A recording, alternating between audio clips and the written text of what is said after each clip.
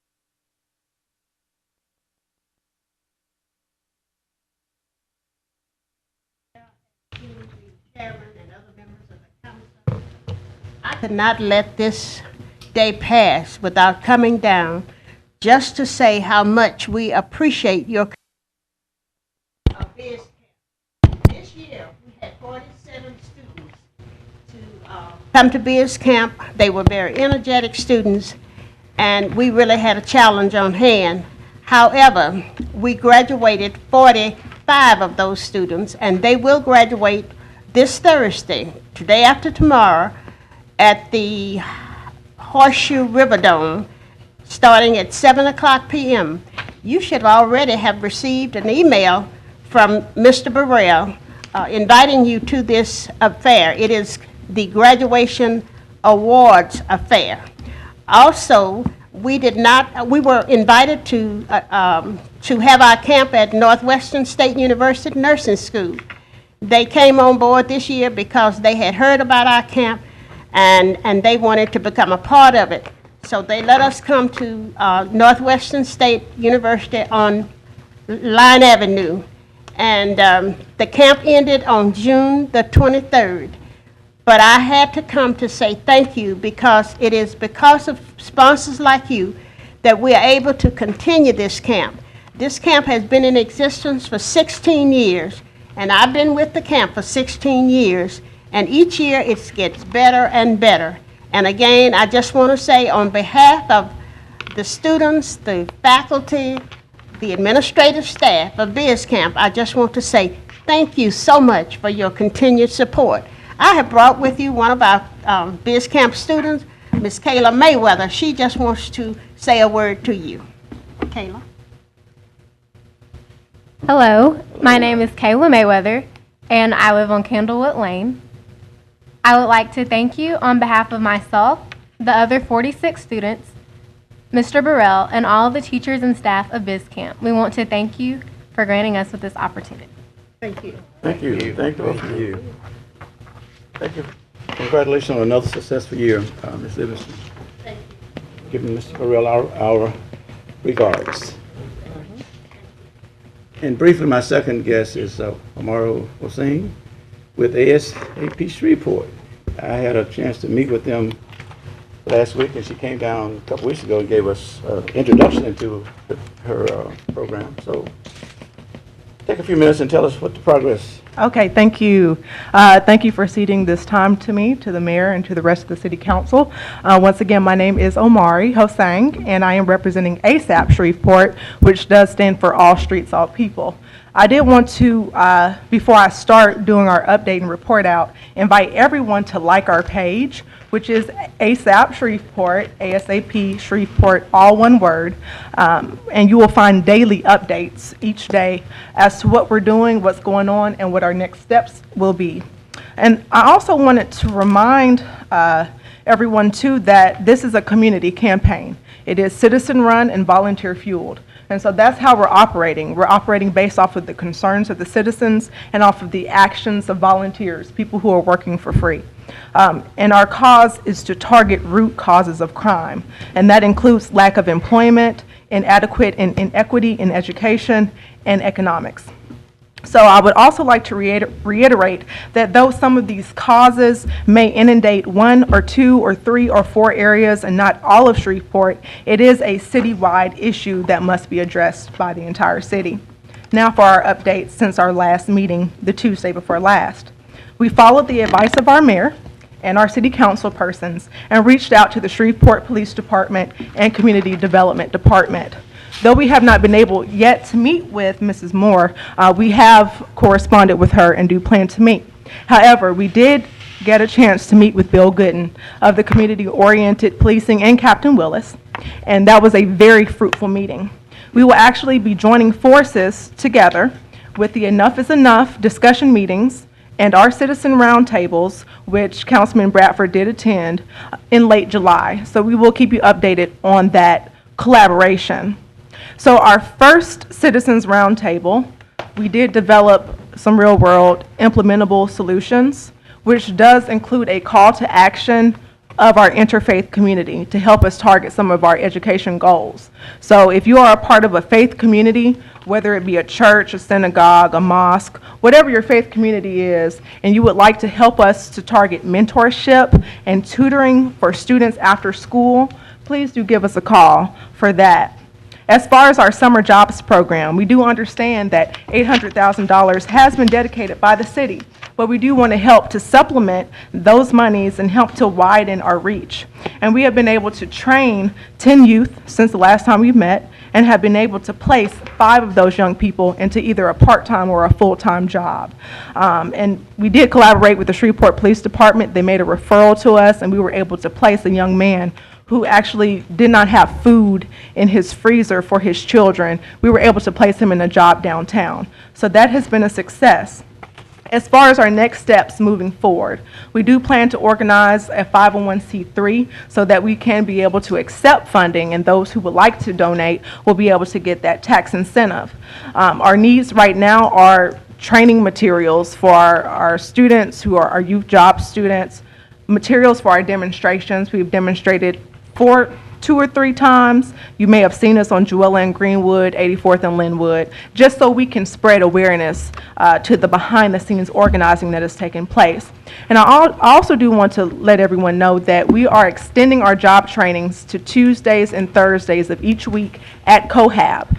We're doing a 10 to 12 session, and we're doing a 2 to 4 session for students. So if you know young people who have not been placed in a job or an internship that will take them through the fall and maybe even a permanent placement, please do make sure you contact us either via our Facebook page or via our phone number. And I do once again want to thank everyone for allowing us to come and update. I do hope that we continue to be able to bring progress forward, and we do want to continue to partner with everyone who is reaching out to us so we can make this grow, because it is a citywide effort. Thanks again. Thank you. And let me just say, Mara, that you came to us, and I think the initiative that you have launched, you and your team, by coming to the city, which we welcome. I mean, when this whole scenario of what I call senseless and unpredicted violence started, you reached out and said, you know, we want to do this, we want to do that. Will the city help us?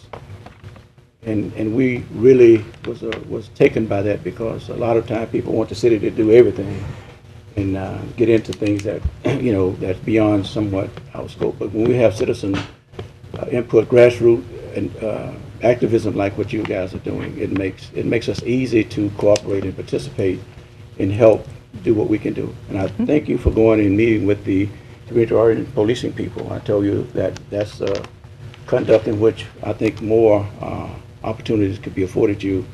And don't give up talking to Ms. Moore. I think they just got back from... Oh, I won't. We've corresponded, so okay, it's all good. It's all good. So, but anyway, thank you for coming down again, and we look forward to our continual dialogue. Okay, thank you. Any other people have any questions on this? No, but I'd like... Oh, go ahead. No. About this? Yes. Go ahead.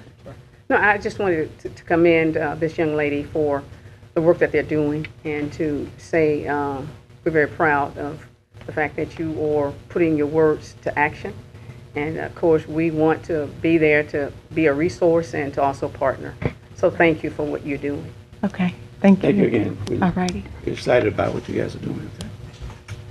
All right, now, those are my recognitions. Any other council members? If I could, Mr. Chairman, sure. I'd like to suspend the rules and bring up resolution number 128. Resolution 128.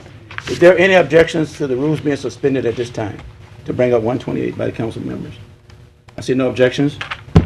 Mr. Clerk?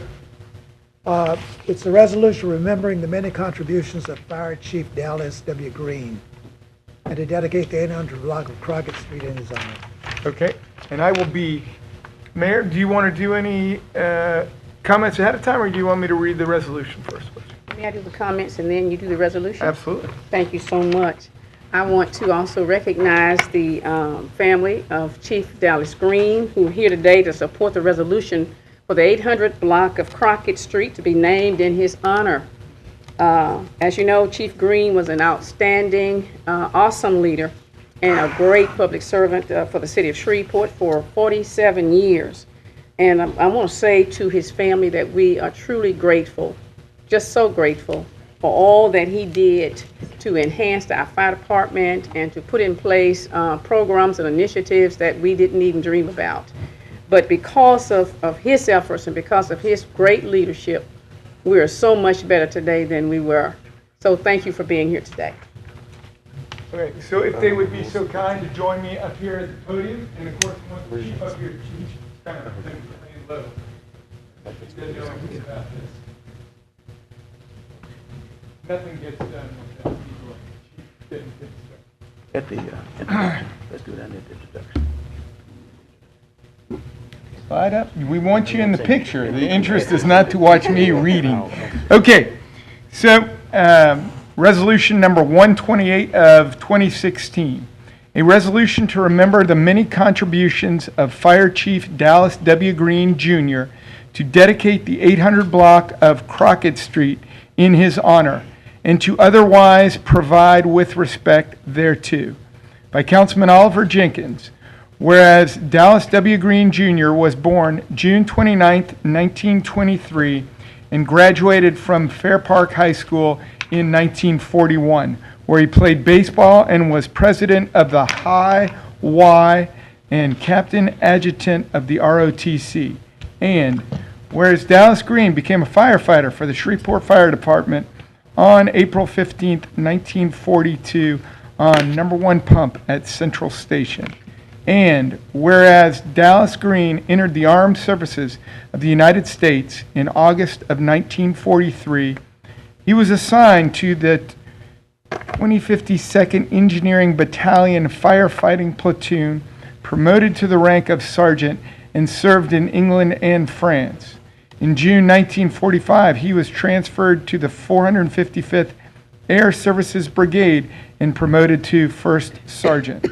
And whereas Dallas Green was honorably discharged from the armed services in November of 1945 and returned to work for the Shreveport Fire Department on the number 1 pump at Central Station. He was promoted to driver in 1949, to captain in 1952, and then to house captain at Central Station. And whereas Dallas Green was appointed chief of the Shreveport Fire Department on April 13, 1965. While serving as fire chief, Dallas also briefly as chief of the Shreveport Police Department during vacancies in the 1970s. And whereas Chief Green served the Shreveport Fire Department honorably for more than 47 years, and he was recognized as a distinguished leader in the fire service. For 27 years, he served as chief. He will also be remembered for keeping the fire department on an even keel as a department desegregated. And whereas Chief Green retired from service on October 31st, 1989, in 2004, the Louisiana legislature named the Central Fire Station of Shreveport the Dallas W. Green Jr. Central Fire Station. The station was opened and dedicated in June of 2004, and Chief Green died on January 12, 2016.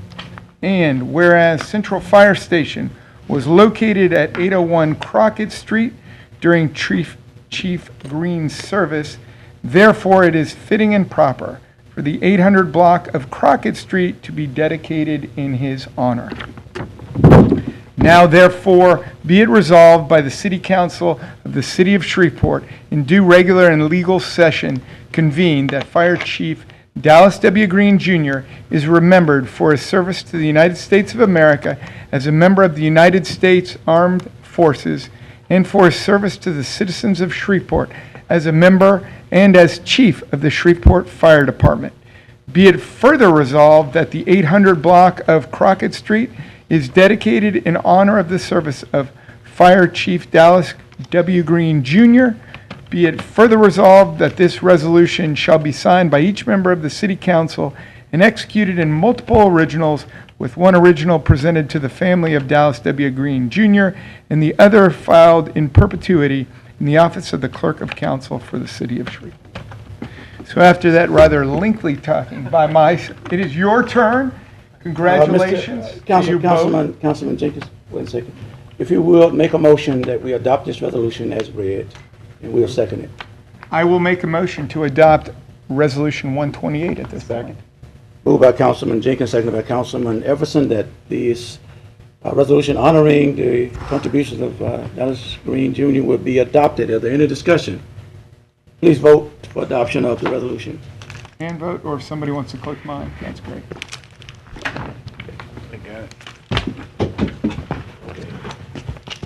Motion passes 6-0. Let's all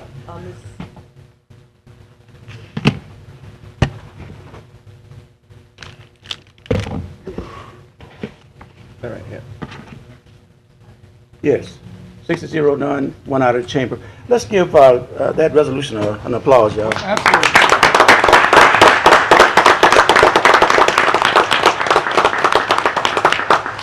Thank you, Councilman. And let me just say, so we are waiting one councilman to get back in town, so your original signed copy will be forthcoming. So otherwise I'd present you with something, but I don't have anything at the moment. But please, come up here and tell us a little bit about it. Well, thank you very much. This is a tremendous honor. Mr. Chairman, Council, Mayor, Chief, Oliver, thank you all so very, very much. It's a real honor for him. On behalf of my grandmother, my sister Stacy, and my sister Valerie, who could not be with us today, we deeply appreciate this honor. Thinking about him, and if you knew him, you know that he really appreciates the great things the city has shown, particularly after his passing, but it was his honor the whole time. He loved the men and women of the Shreveport Fire Department. He loved this city. He loved doing what he did, and I know in his heart, he appreciated more than anything to be able to do and get up every day and do what he loved. And he thanked y'all for that opportunity, and thank y'all for letting him shine and do that. So for us, we do miss him, and we appreciate you all recognizing his efforts, and we thank you all very, very much for allowing us to be part of this, and thank you for this great honor. Thank you. Thank you. You may want to say a few things. You want to say something? I'm good. She didn't look too interested in getting up there, did she? I just want to thank Mayor Tyler and the council members for putting this resolution forth. I don't think there's anyone more deserving than Chief Green, and setting aside a place in the city, which is 800 block of Crockett, which is the old Central Fire Station he worked so many years at. Many of us on the department now work there also, had the opportunity to work at that landmark, and it is a landmark. And I think it's very well and fitting and honorable that street is dedicated to him and all the things that he's done for this city. I just hope that I can carry on the example of leadership that he did when he was fire chief. Thank you. Thank you. Thank you. Sam, do you want to come down? I'm just going to shake his hand. Okay. Photo opportunity. Oh, photo. I just want to say hello to my good friend. Thank you.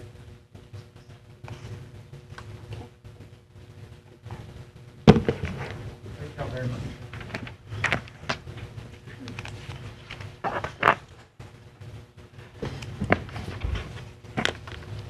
Councilman Jenkins, thank you for that resolution and for that acknowledgement. Everybody knows that Chief Green was the epitome of a firefighter, set the standard for so many others to follow, and they did follow Chief Green's role model in being an exemplary firefighter, fire chief, and his legacy within our Shreveport Fire Department will live on and on and on. Thank you again. Thank you, family, for coming down, and the original will be forthcoming. Thank you again.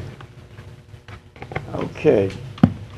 Are there any other council members who have any acknowledgments or communication? If there's none, then Mayor Tyler. Thank you so much, Mr. Chairman and members of the City Council. We're excited to announce today, and I did send, I think, an email to each of you, that the City of Shreveport was awarded $1 million grant from the U.S. Department of Housing and Urban Development to help Allendale, Ledbetter Heights, and West Edge neighborhoods.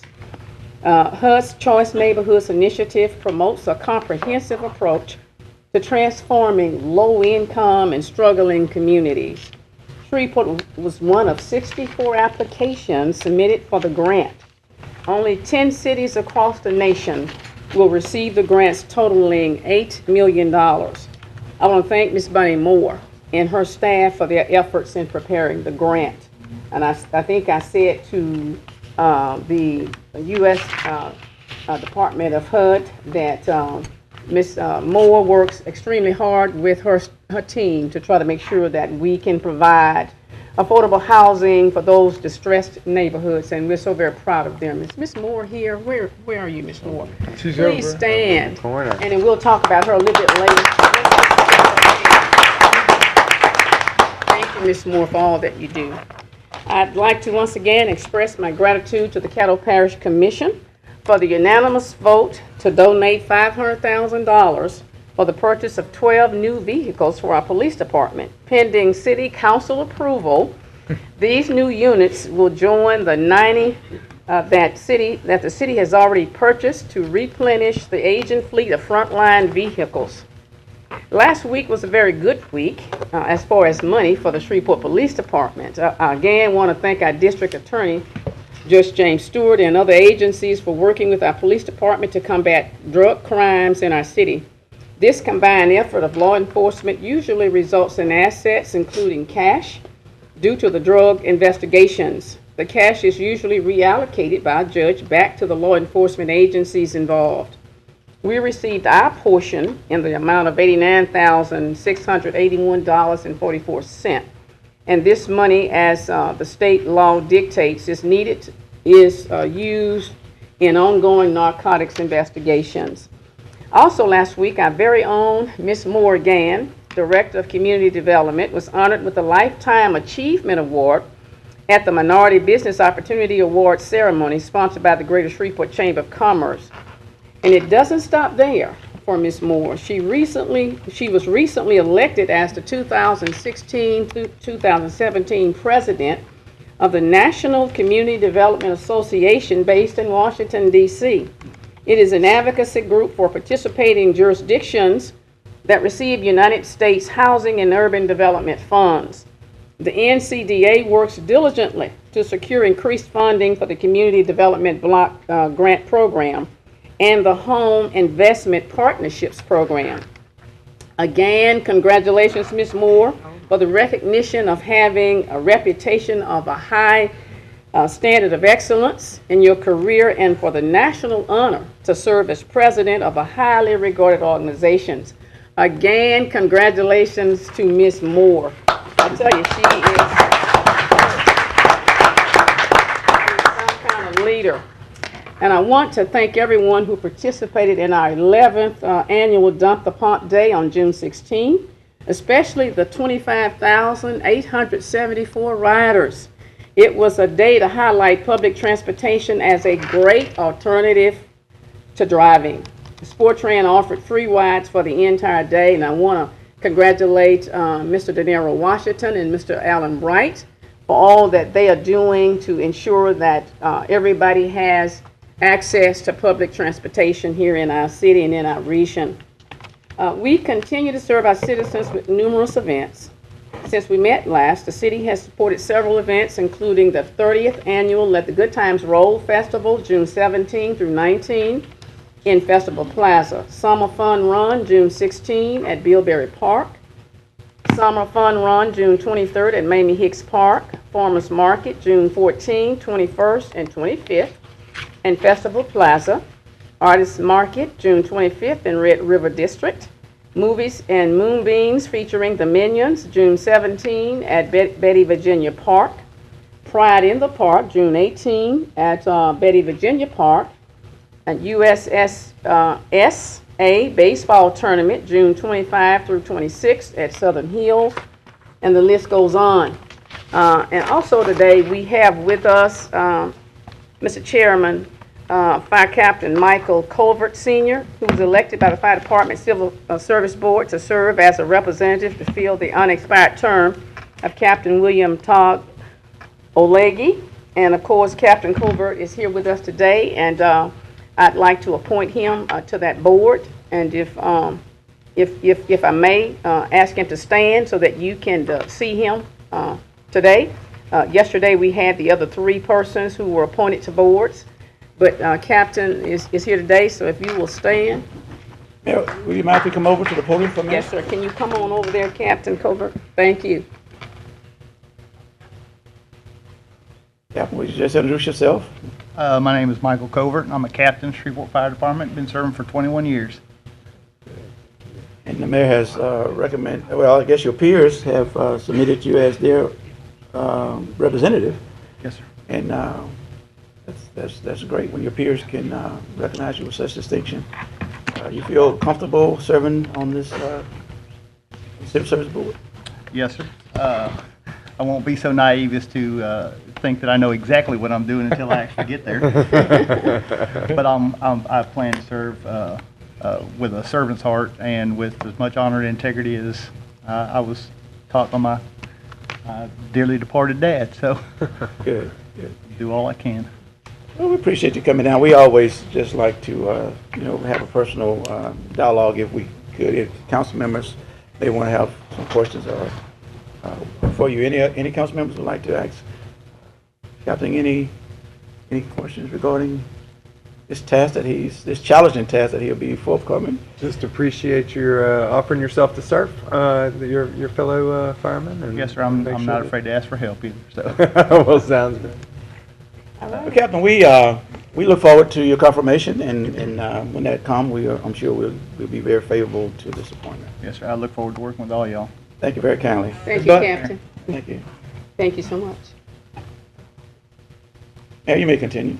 And those are the end of, that is the end of our announcements for today, Mr. Chairman. Thank you. Thank you, Mayor. Thank you for that wonderful and outstanding report, especially the money part. We like that part, too. Yeah, and let me congratulate Ms. Bunny Moore again for her service. I mean, she has been outstanding Absolutely. in leading her department as well as the benefits that has been afforded to the city. And what district was that? Was that Choice Neighborhood Grant Design designated Well, for? it's in 2 different districts. Don't forget me. Of course. and also in District B. I see. Councilman Jefferson. So you 2 got to be able to be recipients also. We will work well together and make sure that it's put to good use. We look forward to it. And All right. Thank you so much. thank you, Mayor, for those announcements and communications. Absolutely. Thank you, sir. All righty, moving forward.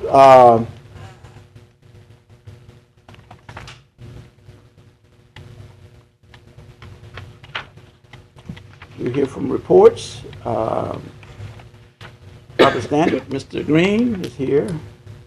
Are there any inquiries or concerns regarding proper standards today? There's none, Mr. Green? Yesterday was a very positive day. It appears that things are moving in that department. Yes, sir. We appreciate your service in that. Oh, I'm sorry, I didn't recognize. I don't necessarily have any concerns, but I do want to say I did speak with Mr. Norman prior to the meeting. I'm still talking about Hollywood Avenue, but I won't go into the details from the floor. But I'm expecting that's going to be addressed from Monkhouse to Kennedy. I've also seen the results of the spraying that's been done, and I'm very pleased with that. I think it's working. Some of the spots that I saw, particularly in Hollywood Heights today, it's going to be very helpful because nobody, are on those lots.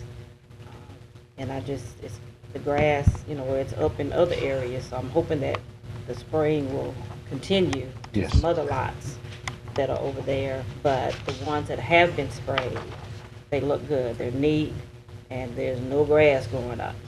And so, I'm assuming that it'll stay that way on through the summer. Yes, ma'am. And so that's helpful to that area. So I just wanted to say I'm pleased with that. Thank you. Okay, any other inquiries from Mr. Green? Thank you, Mr. Green. Mr. Chairman, I Yes, forgot ma'am. one last Certainly. announcement. Please Staff proceed. reminded me. I want to say congratulations and best wishes to Deputy City Attorney Julie Glass, who is retiring. And of course, City Attorney Bradford had a little get-together for her today. But she has provided such a tremendous service to the citizens in Shreveport through her work. Yes. As working with, the city as an attorney. And I think she's worked with the city, 37 years, I believe I heard today. And I don't think she's in here right There now. she but- is. Oh, where is she? Where is Julie? Please row. stand, Julie. Yes, so yes. young And now, she but has she's not done.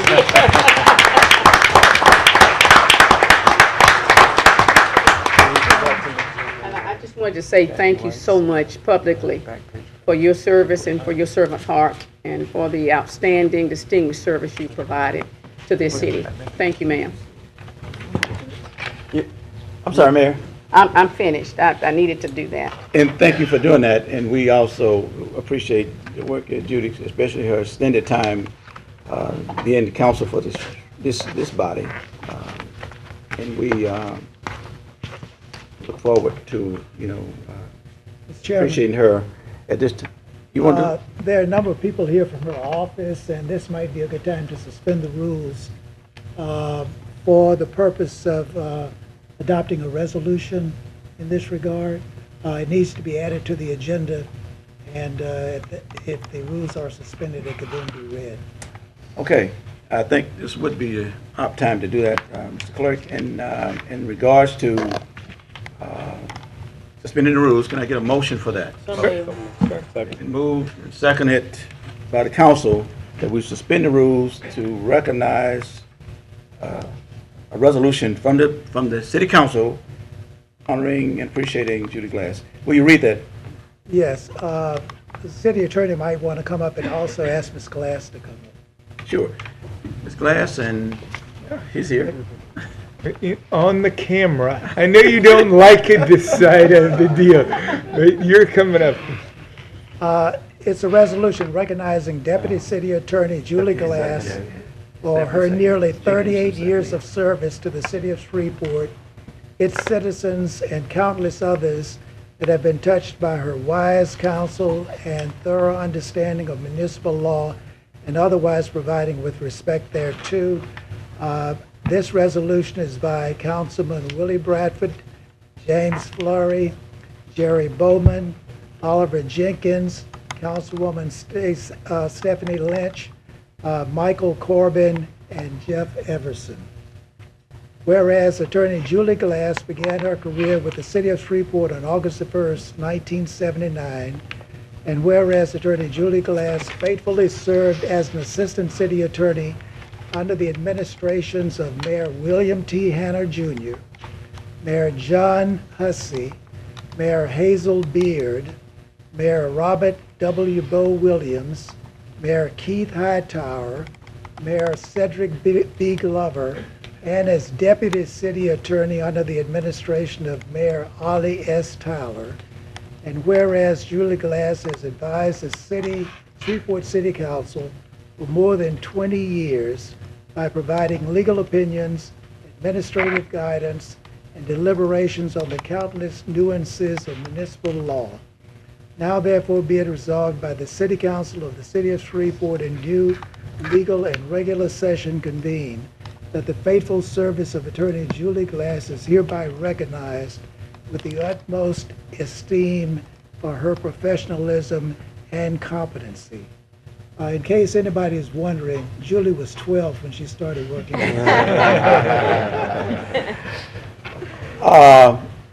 The chair would move that we will adopt this resolution in honor of Ms. Attorney Julie Glass. Mr. Chairman, with the resolution, would you ask that it be added to the agenda? And you might need to ask if there's anyone who would like to speak on the resolution. I would do that. And then there may be someone here, Mr. Charles Grubb, or somebody else who would like to. Thank you, Mr. Clerk. Staying with protocol, is there anyone here who object to this resolution being added and adopted? Anybody who's against? Is there anyone who would like to speak in favor and on this resolution as being accepted and and adopted? Everyone. Everyone? If I want to speak in favor of it. Okay, we have a gentleman who would like to speak in favor of this being added and adopted.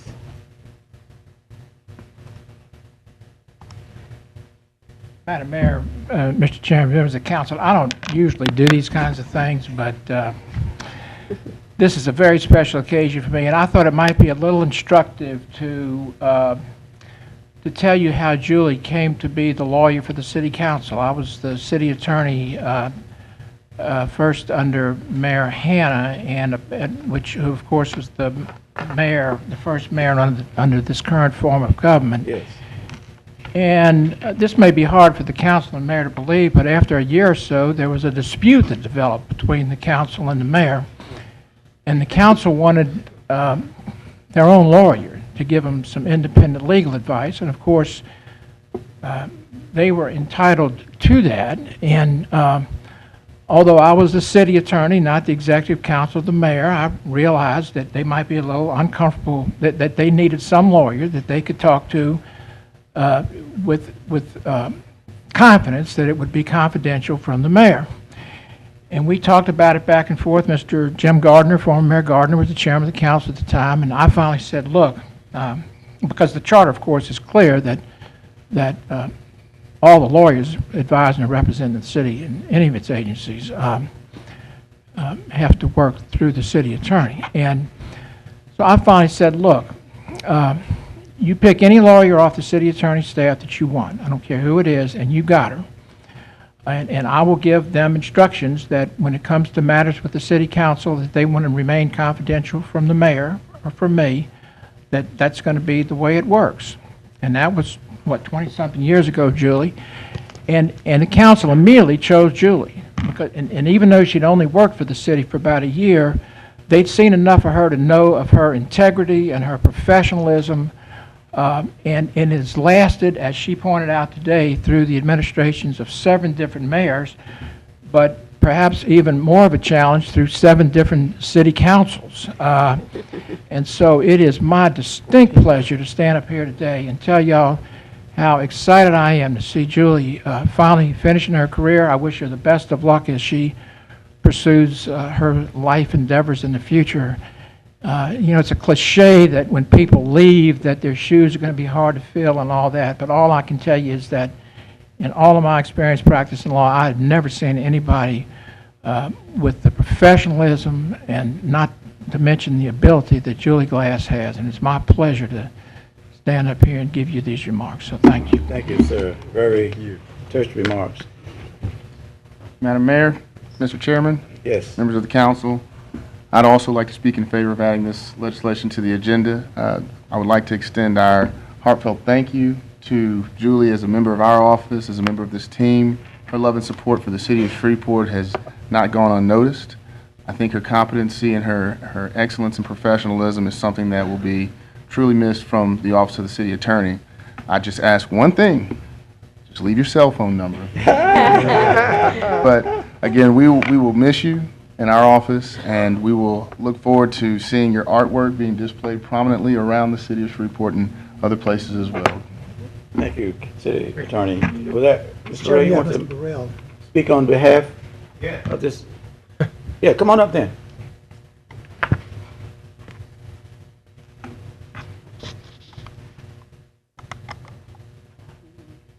Mr. Chairman, Councilman, Madam Mayor, I wouldn't miss this opportunity because this young lady here really taught me a lot as a former council member, as well as I've worked with her at the state level, working on adjudicated properties here in the city.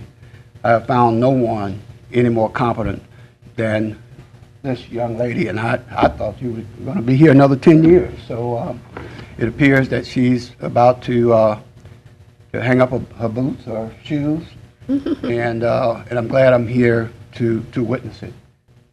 Julie, you've been a great friend, and you've been very dedicated to this. Thank you. Thank you. Mr. Chairman, Yes, sir. if I could, Julie has made my life a lot easier in the many years that I've been here.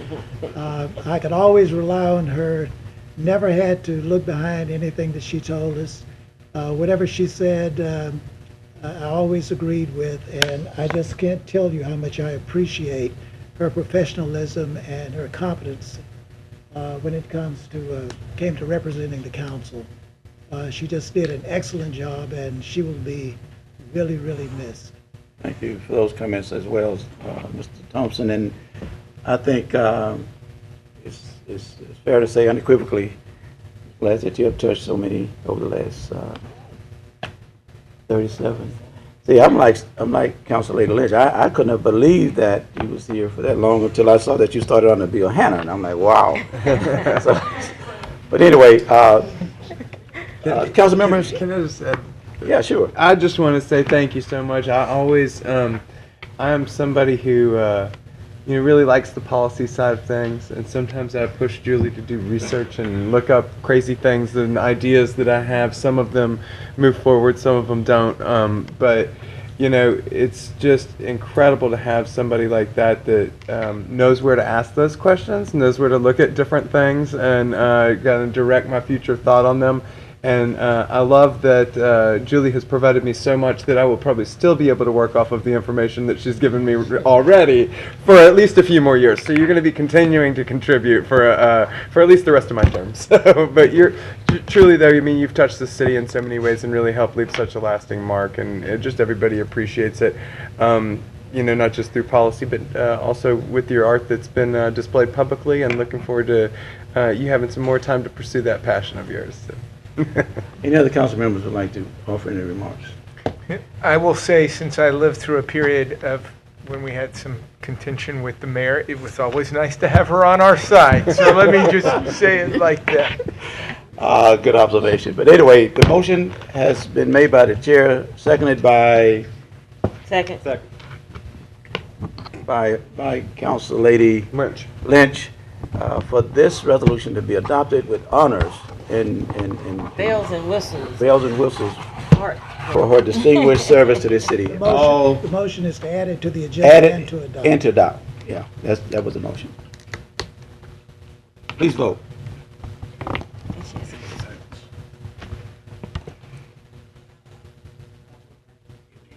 Need a vote? Okay. That motion passes 6-0, one out of the chambers. Ms. Glass?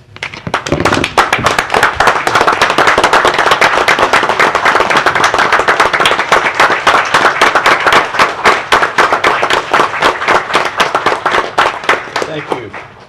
Y'all know normally I don't speak unless spoken to, but I guess I've been spoken to, so I did have a couple of things I wanted to say. This has been a very interesting and rewarding career. There's so many people that I've met and gotten to know over the years. I hate to start mentioning anybody because, there's too many. I will say that, except I'm going to, but I will say that the vast majority of city employees and elected officials that I've dealt with, people love to hate on City Hall, but the vast majority of city employees and officials are working hard sincerely to try to do the best job that they can for the citizens with the budget constraints and legal constraints that we have. So that's the first thing I wanted to say. Second, I've been here, I think it's been through 6 city attorneys, one thing I always say about all the city attorneys, I've been very lucky because they've had different styles, but every single one of them has been a very nice person and somebody that I could work with. And I just have to mention a couple, beginning with Charles Grubb, who hired me back in the dark ages as a law clerk. Thank you, Charles. We didn't think I would be here this long. On up to William Bradford, who is such a quick study. Y'all are in good hands. I'm not worried about what's going to be going on around here. Just a couple other people. Dan Thomas is my most long-standing department head client. He's like the Wizard of Oz back there behind the curtain, moving the levers and making sure everything's working. So I think I've read about 5 million pages of software contracts. But, I won't miss that part, but I'll miss him and everybody else. And finally, my office husband, Arthur Thompson, you made my job easier. And we have had some harrowing times. Sometimes we say, hours of boredom followed by moments of sheer terror. And I hope I've made yours a little bit better sometimes, too. So you're probably not going to see me around here again unless I'm back advocating for separated bike lanes, or possibly the arts. And so that's it, and I think I might have even been within 3 minutes. So, thank you so much. Thank you again.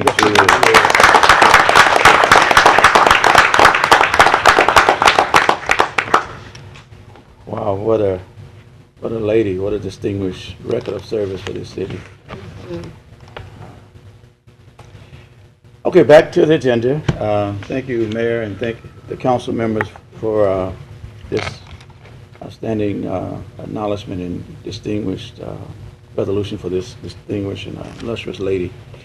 We're back to reports on our regular agenda, and we are now to the Master Plan Committee report. Mr. Sweeney, you.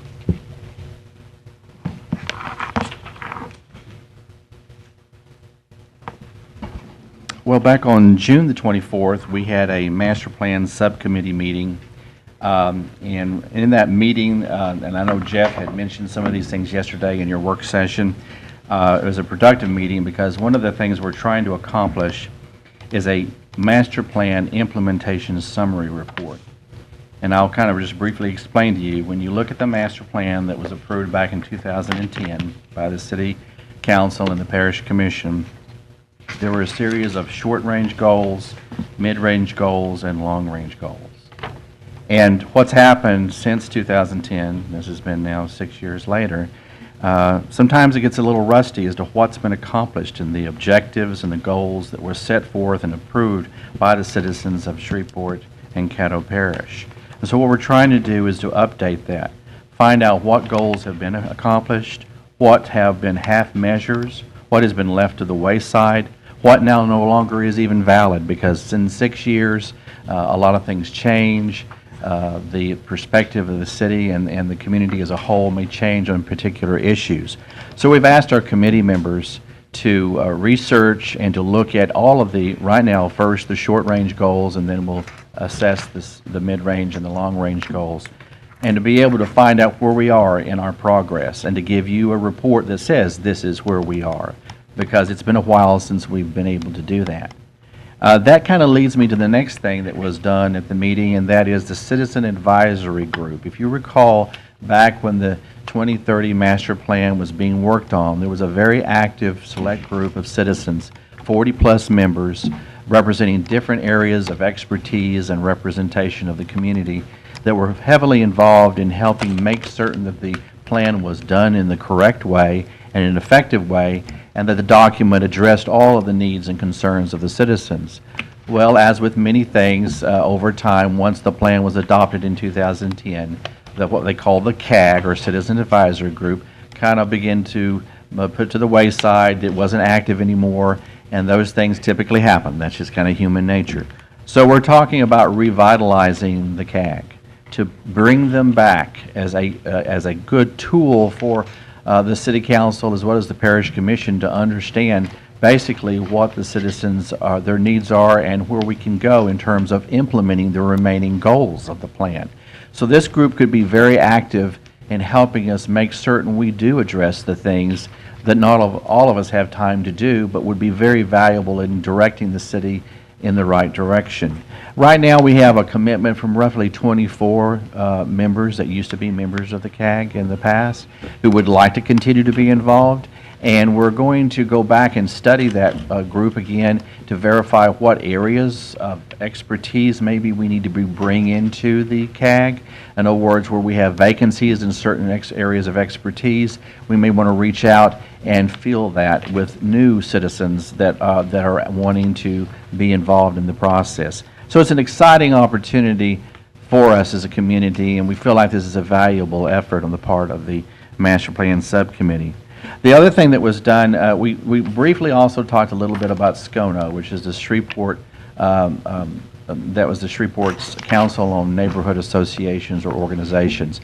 That was a spinoff that occurred back several years ago, also basically at that same time period that I previously mentioned. And that was a representation of all of the neighborhood associations throughout Shreveport that could come together in a united meeting and effort to address central issues and problems facing the community. That too had some life for a period of time. There was a leadership established for that. But as was mentioned by Jeff yesterday, with neighborhood associations, they come and go. People pass away, their leadership is gone, or they disband. And so some of the efforts to maintain that have also gone to the side. So there is some talk that if once we get CAG going, there may be an effort to try to revitalize the efforts of SCONO so that we can have an active neighborhood association group representation that would also help as we address issues and problems for our community going forward. The other thing I wanted to mention is that I know you've all gotten invitations to come to the reception that is tomorrow night at 6 o'clock at the Robinson Film Center. This is the joint reception for the Unified Development Code for the City Council and the Parish Commission. This is your host for that is the MPC Board and the Zoning Board of Appeals, as well as the MPC staff. Our desire is for you to come to that meeting and to that reception. It's meant to be in business, informal, kind of informal business attire. It's meant to be relaxed. And the whole intention of that is, if you recall, I've been preaching this sermon for a long time. I've been doing one-on-one interviews with all of the elected officials of both the Parish Commission and the City Council. And we have completed those interviews. And those have been very valuable. And if you would like to know what the results of those interviews are going forward and how it affects the Unified Development Code, then come tomorrow night. And you will see a brief presentation, an opportunity to also ask questions, and for us to explain different things related to the UDC. Because I remind you, we're now kind of on a fast track. Once we do this part of the process, we'll be going forward with a third and hopefully final draft in July, based upon the comments we've received from you and from the citizens and from businesses and stakeholders. And then we'll be able to present this hopefully to the MPC board in August and September, and then onward to consideration by you, the City Council, and the Parish Commission in the fall of 2016. So if you'd like to have and enjoy a relaxed atmosphere of refreshments and friends and information, please come tomorrow night at 6 o'clock. The doors will be open at 5:30, but the actual reception begins at 6, and my presentation will begin at 6:30. Good. And I think, and I'm trying to see if there's anything, the only other thing I want to mention, and I think you'll hear more about this later, is that one of the things that, if you recall, the Caddo Parish did spend some money in the past to put together a bicycle plan for the entire parish, which includes the city of Shreveport.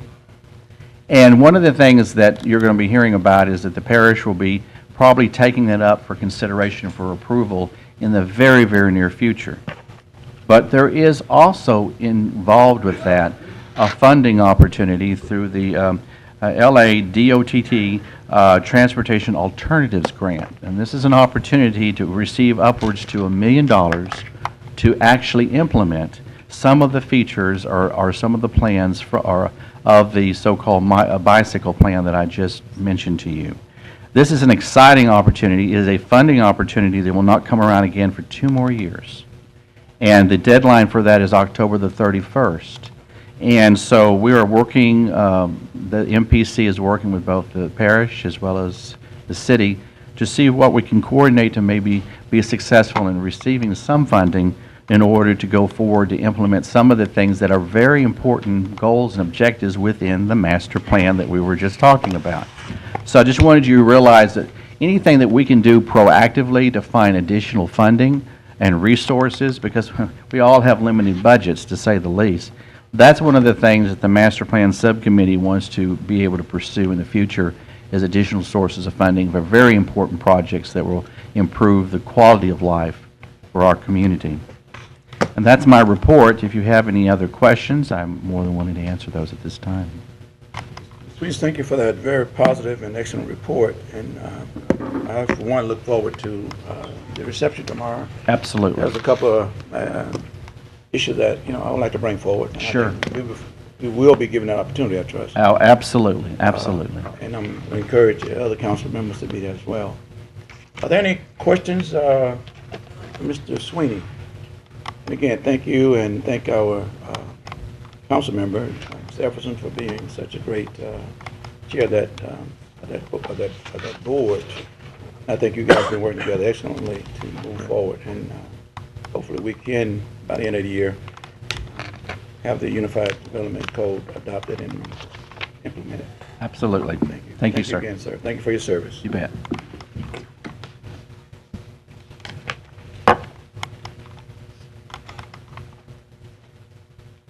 Okay, clerk, adding items to the agenda, do we have any besides the one we already adopted?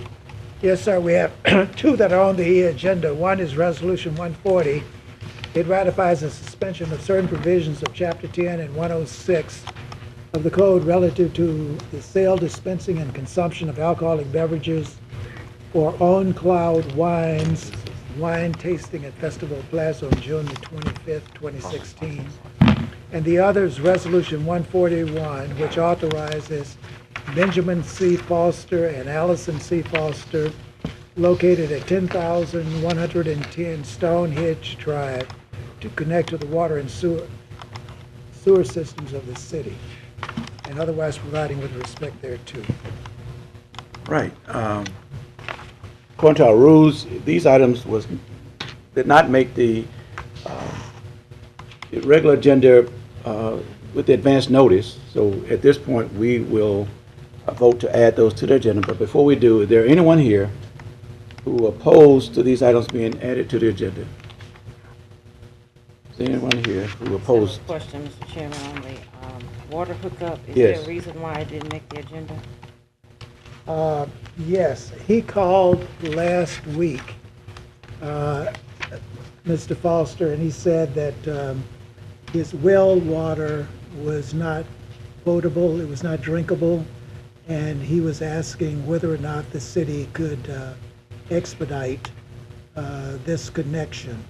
I believe this may be one of the ones where the parish has already paid for. Is this, do you remember, Oliver? And what's the street address again? I can't remember. Stonehenge. Let me look it back on a map because. But anyway, there's a water line right in front of his house, on the street right in front of his house. And it's recommended by the department. Yeah, we actually had a little conversation regarding this additional yesterday, and it appears that it could be characterized as an emergency issue if we so add it to the agenda, and we'll deal with that when we get there. But that was an issue, Council Lady, that the council was made aware of this problem with his drinking water and his inability to have clean water coming to his house from where he is now receiving water supply. So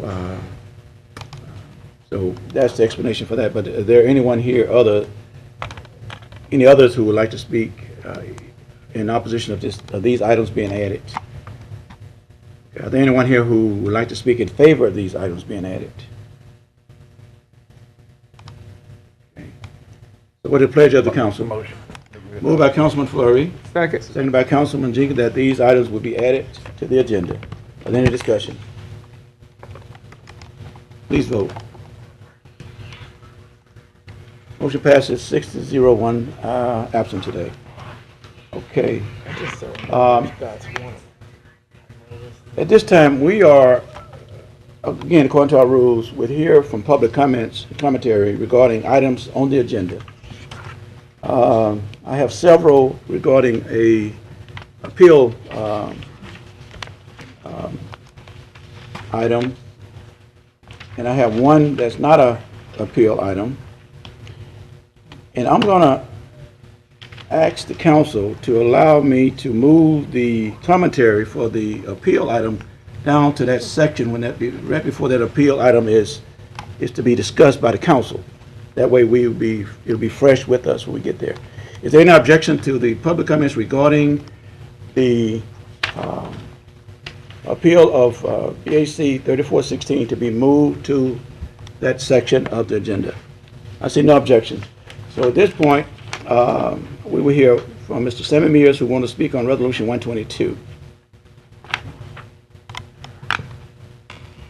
Sammy Mears, 1901 Centenary Boulevard, Shreveport, 71101. It was 121. I was about to say. 121? I think you misread it. What did it say? Mount Olive Baptist Church. You may have miswritten it. That's what I'm going to speak on. What does that say there? That's, you said. Well, you may speak on 121, sir. I may indeed. Thank you. Okay, anyway, that's the one I want to talk about, is Mount Olive Baptist Church. They have certain equipment that's being used with certain provisions, which I have heard about recently and seem to really admire, because they might be using certain equipment, like maybe for a parade, or maybe some kind of equipment for maybe a jazz and blue festival, if they have like a band or something like that going on, which comes at a later date out at Columbia Park, which I'm in favor of, and I wish them the very best on that. I've seen Bernard Kimball on the Bernard Kimball Ministries at 5:30 a.m., which I'm sure nobody would wake up that early to see. So I don't know him. I don't know him personally, but I've seen him on the Bernard Kimball Ministries, and I believe that he should be allowed to use certain equipment for whatever purpose. And if anyone could ever wake up at 5:30 a.m., which I doubt that you would, to see him on the Bernard Kimball Ministries, then that would be something. But I really admired the sermons he has preached on, so I believe it's good that he gets to use his certain equipment for certain purposes. I'm behind him all the way. I hope you will be too. And nobody would wake up at 5:30 a.m. on a Sunday morning to watch him, just like I do. Oh, tell him that. He go. That's his slot. Don't give me ideas. But anyway, thank you, and we do afford reasonable requests for those type of accommodations.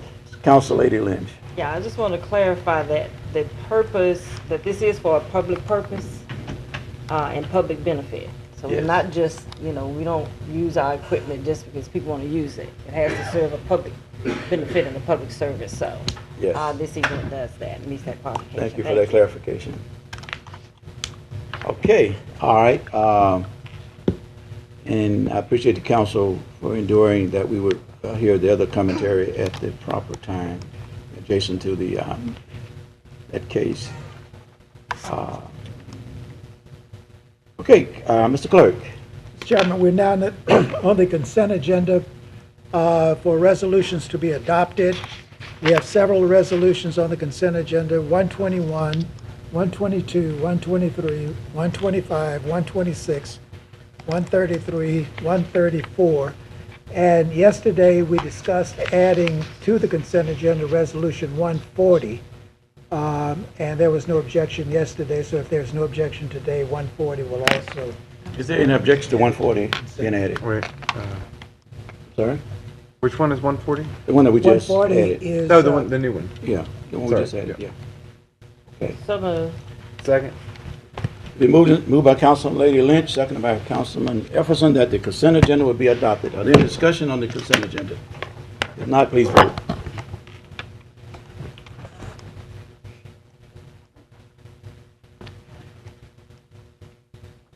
Motion passes 5-0. One out of the chamber, one is absent today. You may continue. Mr. Chairman, we're now to regular agenda legislation. The first resolution is 112. It allocates funds to specific not-for-profit organizations from funds budgeted in other charges in the Riverfront Development Special Revenue Fund. There is one amendment. The amendment is under the now therefore be it resolved clause, reduce habitat by $6,000, increase Volunteers of America by $1,000, and add Martin Luther King Community Development Corporation to be funded at $5,000. Move for amendment. Second. Been moved and second that this resolution 112 would be, the amendment would be approved. Are there any discussion on the amendment? Well, I'll just say, the main motion was reviewed by, the review panel that makes recommendations on what to fund. And so the committee forwarded that to the council, basically passing along those recommendations of that committee. And so this would be obviously a change to their recommendations, which obviously the councilman has the right to do. But in sticking with the sort of, albeit not old, but the tradition that's implied in the ordinance, I'll support the recommendations of the funding board this go round, but certainly take no offense to the amendment. Just I'll be voting to support the main recommendation. Thank you. And let me just speak on this, that there was 6 civic group that had applied. The one that was not awarded had gotten her permission in, but it wasn't a part of the discussion in that committee's meeting. And all this would do is just award each one who applied for this year's funding would be afforded funding. So I'm asking that my council members will support the amendment. Are there any other discussion on the amendment? If none, please vote for the amendment.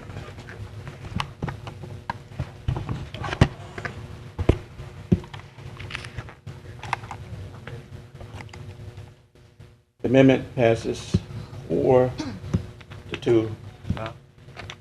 I'm sorry? And 1 out of the chamber. Thank you. I move with the amendment. I move 112 adopted with the amendment. Second.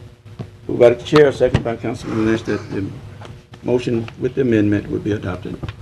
Please vote. Motion passes 4-2, 1 out of the chamber. You may continue, Mr. Chair. The next is Resolution 124. It waives the effects of certain provisions of Section 78-359 of the Code relative to the length of a proposed new boat slip at 2905 Municipal Pier Road. Mr. Chairman, we would ask that this would be postponed for advertisement. I move that this resolution, 124, be postponed. Second by the vice chair. Are there any discussion on the postponement? If not, please vote.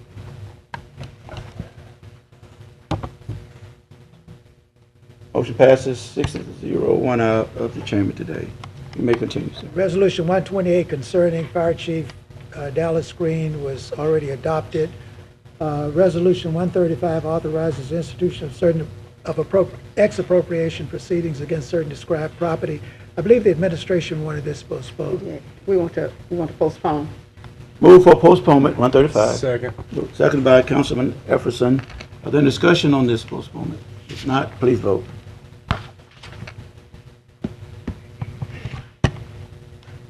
Motion passes 6-0, 1 absent today.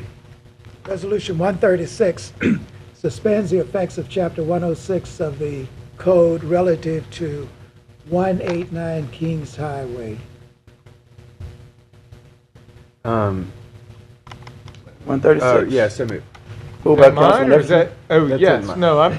That's your one. Sorry. Sorry, yeah, but- I got confused We- on which Kings Highway we were Fair in, enough, but yeah. I'll make that motion in either case. Okay, Councilman Efferson made the motion. I'll Second. second it. Okay, Excuse moved by me. Councilman Efferson, seconded by Councilman Jenkins for adoption of this resolution. Any discussion? Please vote. Motion passes 6-0, 1 absent today. You may continue. Resolution 141 authorizes the Fosters located at 10,110 Stonehenge Drive to connect to the water and sewer system of the city of Shreveport. So moved. Moved by Councilman Efferson, seconded by Councilman Fleury. 141 adoption. Any discussion? I just have one question. Is Yes. that going to be a parish water rate or city water rate? Parish. It's going to be at a parish water rate? Yeah, Just wanna make outside sure. city. I just want to make sure. Okay. all right. Clear? Thank you. Thank you. Please vote. Motion passes 6-0, 1 absent today. Mr. Chairman, we're now in the introduction of resolutions not to be adopted prior to July the 12th. Resolution 137 declares the intention of the city to issue taxable water and sewer revenue bonds in one or more series in an amount not to exceed $20 million. for the purpose of paying a portion of the cost of constructing and acquiring additions, extensions, and improvements to the combined drinking water and wastewater collection, treatment, and disposal system of the city, and providing other matters in connection therewith. Resolution 138 authorizes and provides for the waiver of all permit and inspection fees required for the construction of the new residential construction at 617 Olive Street. Resolution 139 authorizes the mayor to execute an intergovernmental agreement with the Port of Caddo Bossier, Parish of Caddo, and Caddo Levy District to purchase and utilize sandbagging machines and otherwise provide with respect thereto. What do I hear? I'll make a motion for introduction. Moved by Councilman Jenkins, seconded by Second. Council Lady Lynch for introduction. Is there any discussion on these resolutions at this point? If there are none, please vote. Motion passes 6-0. One is absent today. You may continue, sir. We now have the introduction of ordinances. 59 amends and reenacts section 62-78 of the code relative to recreation fees.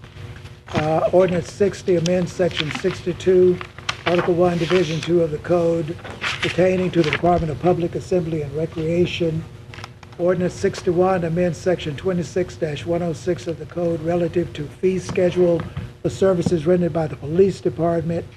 Ordinance 62 amends the 2016 budget and otherwise provides with respect thereto.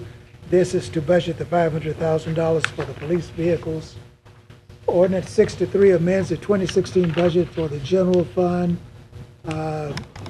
This is $300,000 for a concrete panel replacement. I believe it was budgeted in the wrong place. This is just a technical amendment. Ordinance 64 amends ordinance number 10 of 2016 for closing and abandoning alleys between the 1,600 blocks of Clay Street and Alston Street in Cutliff subdivision in section 35, township 18 North, range 14 West. Ordinance 65 is a zoning matter C-44-16.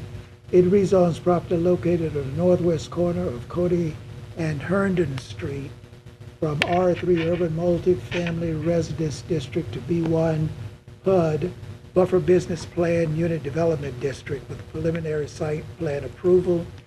Ordinance 66 is zoning matter case number C-4516. It rezones property located on the east side of North Market, 570 feet south of Nelson Street, from B3 Community Business District to I1 Light Industry District. 67 is a zoning matter C-46-16. It rezones property located on the north side of East Kings Highway, 195 feet west of Zeke Drive, from B2 Neighborhood Business District and B3 Community Business District to B3E Community Business Extended Use District limited to a dog boarding facility only.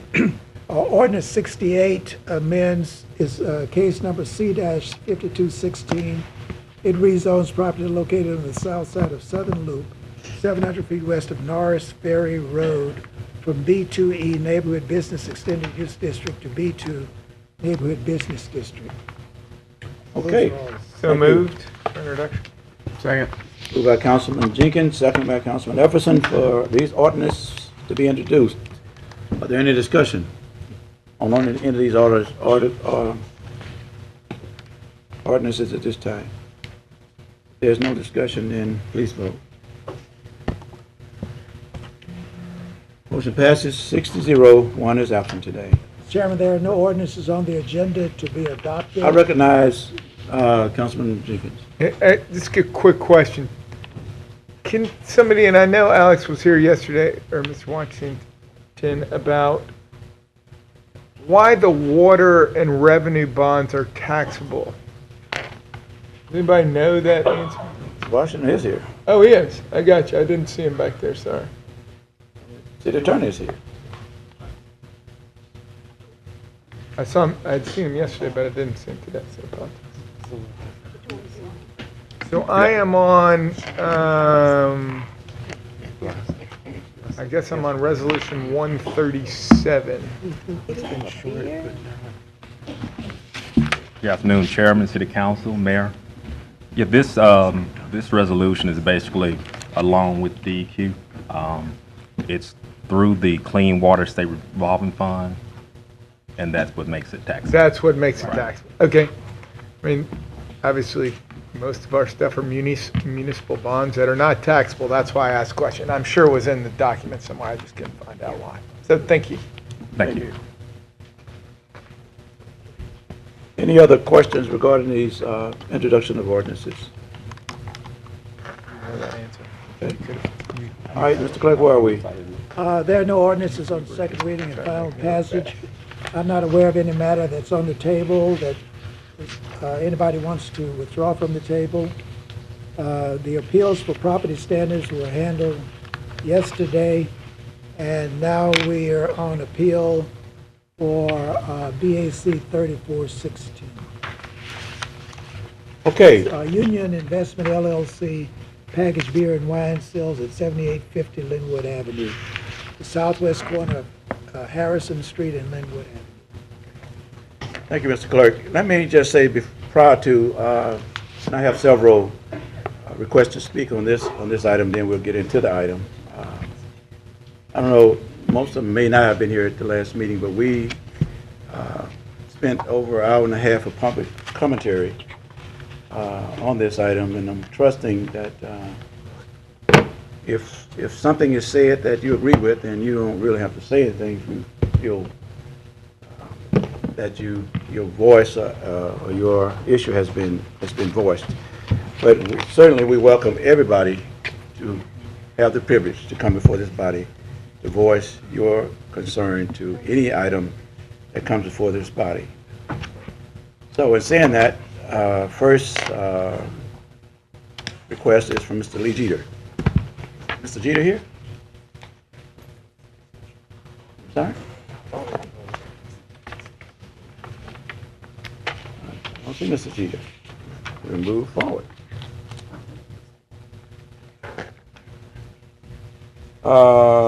Ms. Alice Jackson? Ms. Jackson?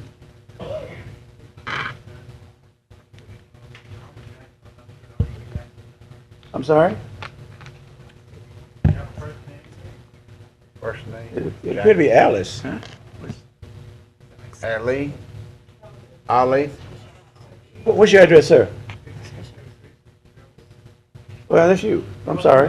I apologize. Let me put my glasses on. But yeah, don't bother with James's because his don't work either. You can't. I apologize, sir. It's okay, sir. Mr. Jackson, please state your name and your address for the record. Yes, and sir. you have 3 minutes. Akey Jackson, 6233 Trailwood Terrace. Okay. Shreveport, Louisiana. All right. 71119. The Honorable Mayor Tyler, the Honorable Chairman, the Honorable members of the council, members of the community, friends and enemies, if there be any present. I'm here to voice opposition to the granting of the liquor license. And I do so because due to my research, I realize that alcohol is a drug. Many individuals don't realize that it is a drug. And of course, we realize that the prohibition at time existed in this country where it was against the law because it was found that it impairs coordination, insights from a physical, mental, psychological, and a social perspective. And as a matter of fact, it was so devastating until it destroyed lives. It does destroy lives, communities. And I'm here to say that it has a tremendous impact on our nation because, once again, it is a drug. It impairs judgment, insights, coordination, probably more so than any other drug, alcohol. And when it's accessed by the vulnerable of our society, the poor, it becomes even more devastating because of their vulnerability. And so, actually, there's they sell La Tierra apartment, low housing apartments right off Pines Road. There was a liquor store, a convenience store where they sell liquor, and we realized that there was a homicide committed not long after the opening of that liquor store. And my comrade will give you more statistics in terms of the correlation between alcohol consumption and crime. And then it's devastating, it's appalling, and it's unfathomable because there is a daycare facility right next door to that same store, liquor store, in addition to a low housing project. So I'm gonna be very brief. If we could feel comfortable, look ourselves in the mirror, and say to ourselves, well, my actions or inactions didn't in somehow, in some way, probably contributed towards another person being shot, killed, murdered, then God bless you. But I personally, and of course we all have different value systems, could not make a decision knowing that what I did caused another child, another mother, father, uncle, sister to be killed, to be mayhem, to be devastated. And this is nothing new. I'm sure we all realize that there is a correlation. If we do the research, we can Google it now. You know, we have Google. Google it on your phone, you know, and you'll see the correlation between alcohol consumption, it being accessed by the vulnerable and the poor in our society, and crime. And so I just ask that you really, really pray on this.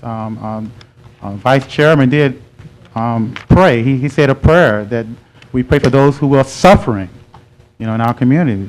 These are individuals who are suffering because of their vulnerabilities.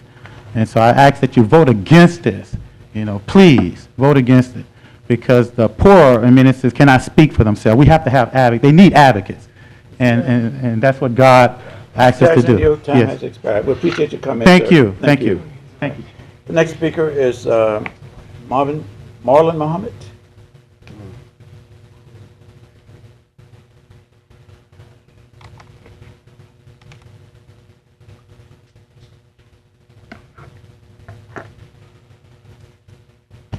Muhammad, will you please give your name and your address, and you have 3 minutes, sir.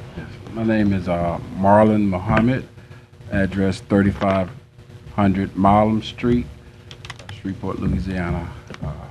To the mayor, Ollie Tyler, and city councilmen and women and woman, ladies and gentlemen of the community, I'm here speaking in opposition to the liquor store being, to the store that's going to be selling alcohol being open in the Cedar Grove area. As was stated on last city council meeting, that there is a lot of package stores that are selling alcohol in that area, and one more is most definitely not needed. As we see the spike in crime this summer, it doesn't take a rocket scientist to understand that there is a direct correlation between alcohol and violence, especially in the black community. I was appalled at the last meeting when it was said that the owner had called one of the council persons and asked them if they need anything in line with trying to solicit some type of vote in their favor for getting their license.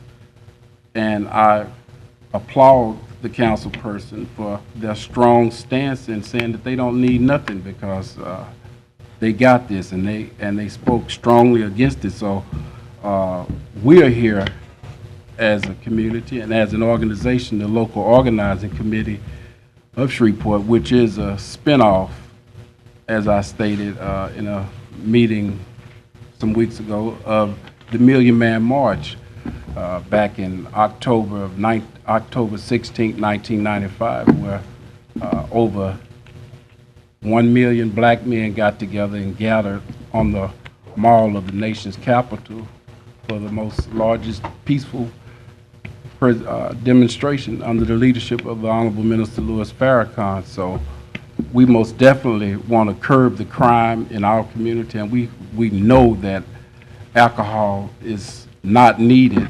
Another store is not needed in our community that's selling alcohol. In fact, if an alcohol dispensary is needed that bad to where they had to hire a lawyer, then put it in their area, put it in the Broadmoor area, because there's a lot of other places that could have a store that sell alcohol, but Cedar Grove doesn't need it. And all you have to do is just open your newspaper up and read it and look at the violence that's happening in our community. Thank you. Brother Humber, your time has expired. Thank you for your comments. Cedric Sedalis.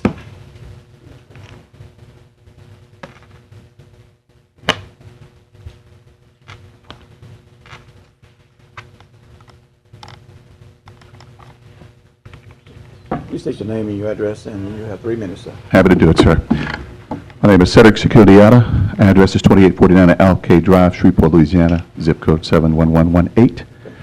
To the Honorable Mayor Ollie Tyler and the distinguishable gentleman and Chairman Willie Bradford and the men and women of this august body of City Council members, I want to speak in dissent of Resolution BAC-34-16.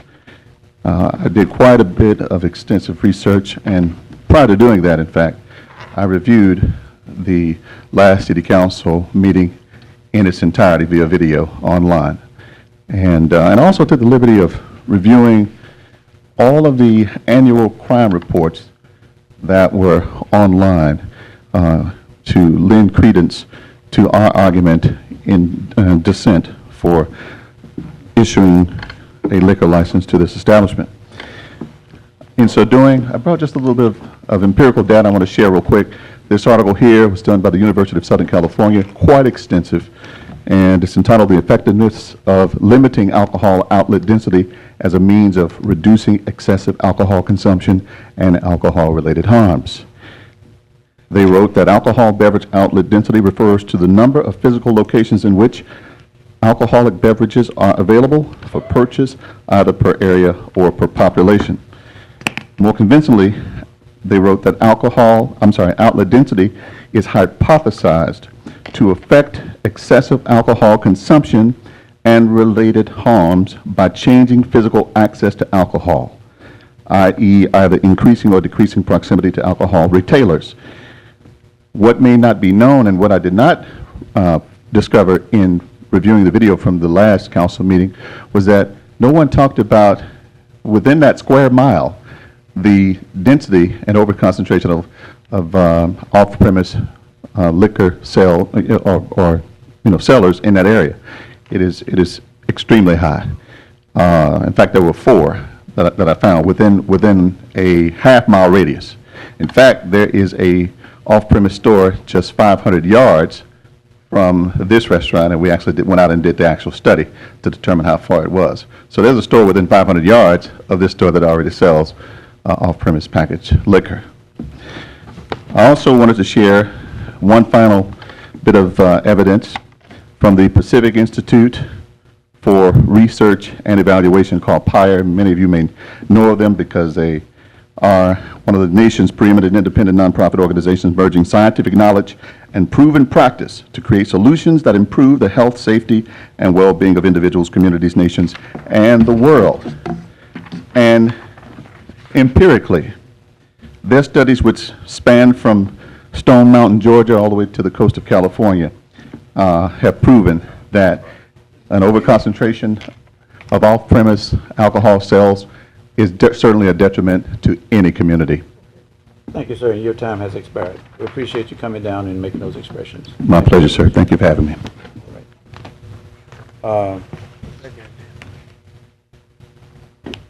Linda Taylor?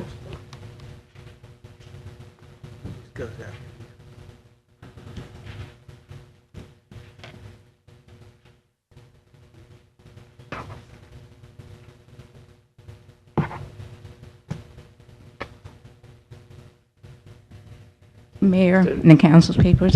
My name is Linda. Okay. No, I was going to ask you to do that in. My name is Linda Taylor. Address is 404 Melrose Street, Shreveport, Louisiana, 71106.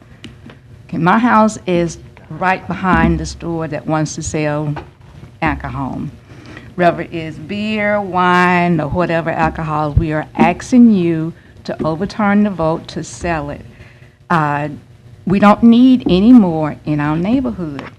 It's not that he's already selling it and we want him to stop.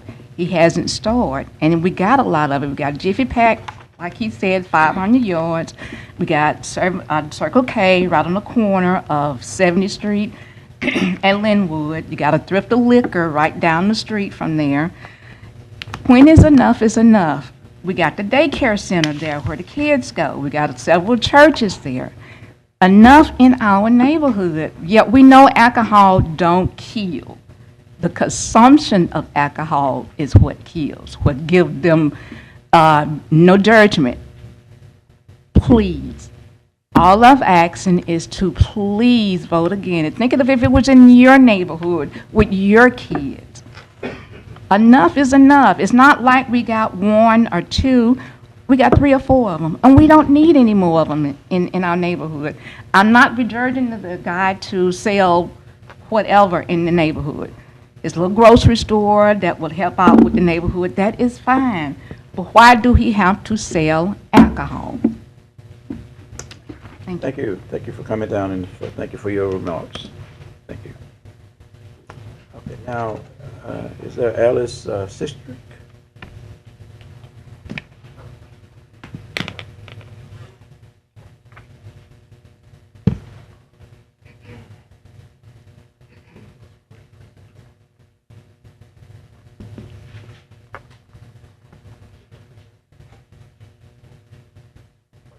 Give your name and your address, and you have 3 minutes, ma'am. I'm Alice Sistrunk. I live at 431 Melrose Street, Shreveport, Louisiana. Since I was here last year at this particular time, voting no for the same purpose, I've had a birthday. I've turned 80 years old. With that said, and knowing this was coming up, I took a petition and went up and down my neighborhood getting everybody's ifs, ands, and buts, how they want this to roll. 99% of the people that I talked to said, no way, no way. After 2 days of the heat and my knees give out, I had to quit.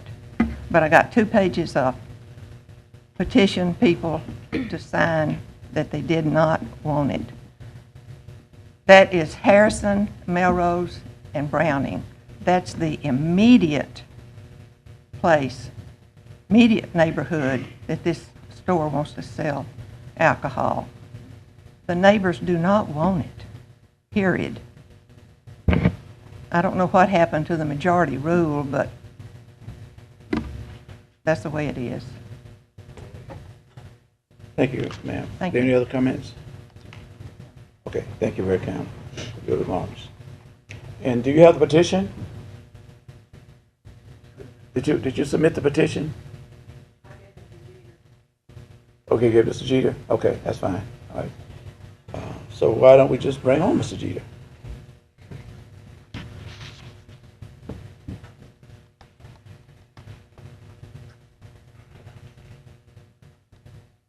What's your name and your address, Mr. Jeter? You have 3 minutes.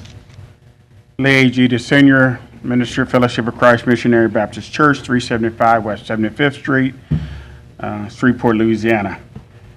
To Honorable Chairman, Council Member, Honorable Mayor Tyler, we're here again to respond to the request from Union Pacific LLC on BAC 34-16.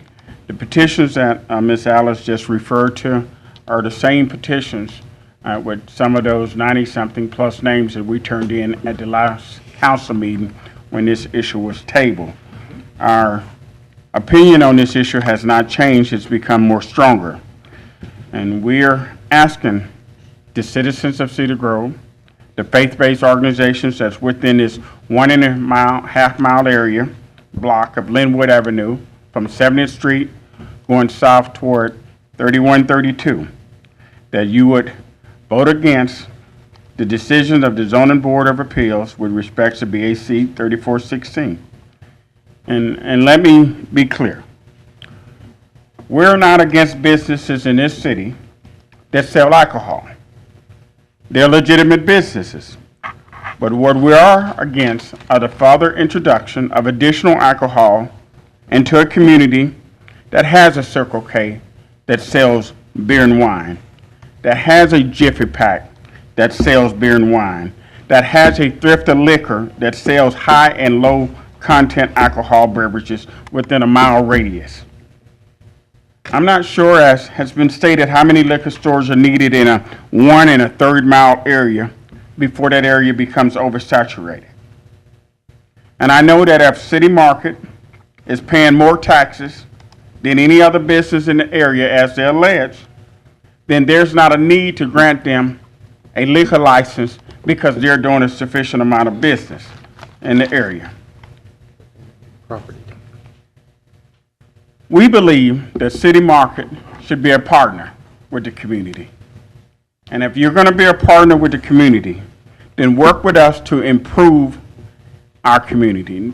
Work with us to make the community viable and not introduce an element in the community that's going to continue to set a negative image and cause further deterioration in the community.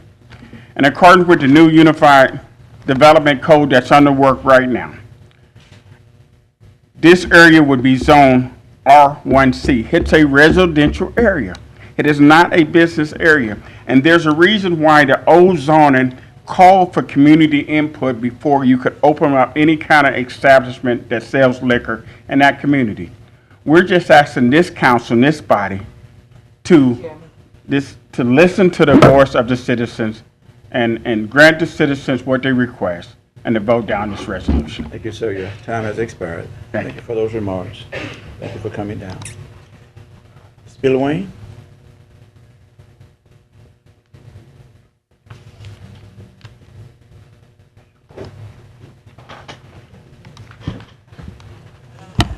Billy Wayne, 6144 Farrington Court, Shreveport, Louisiana, 71129. I am a strong believer in the voice of the people and the voice of the community, but I am an even stronger believer in the individual rights of individuals. We've come before this body several times on issues such as this before. As a matter of fact, about a couple of years ago, Councilman Oliver Jenkins made a statement in regards to that. He said, we're going to have to address this sooner or later. My comment is in regards to several months ago, we came before this board and we came before this council and we asked that a similar situation be voted down. The supporter, the council person that's supporting this in her district, along with 6 other council persons, voted unanimously to open that store and to sell alcoholic beverages in our community. I have no problem with that. What I do have a problem with is the subliminal messages and the perception that you send to communities when you say that because certain people want to sell, it's okay. But when others want to sell, it's not okay. In other words, it's the big I, little u concept. At a time when the morale of certain people in our communities is low because of public officials and their thoughts and their concerns, I think you need to send a message that what's good for one is good for others, because there are many other issues that's west of St. Vincent that residents in this district have been asking about, and we have yet to receive a reply to these issues concerning the district. I'm not here to tell you how to vote, but I am here to tell you how you have voted. And if you voted for it in the past, I think you owe it to the individual in the business to look at being consistent in what we do, because the message we send is even greater than the words we say. Thank you. Thank you. Thank you, sir, for those remarks. Okay. John Settle.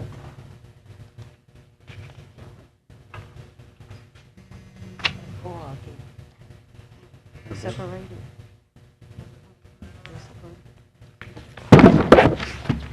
John Settle, my office address is 1915 Citizens Bank Drive, Bossier City. Initially, I'd like to correct what I believe have been some misstatements, probably innocently, by the prior speakers, and I don't want to belabor these because we all have different opinions. The daycare is not next door. It's down the street. It's about the same distance from City Mart as Jiffy Pack. The daycare has a fence around the front of it. I'm not good on measurements, but I don't believe Jiffy Pack is 500 yards away unless you measure from door to maybe door. I usually look at from where the corner of the lot is to the other corner of the lot, but it's close. Customers of my client want this.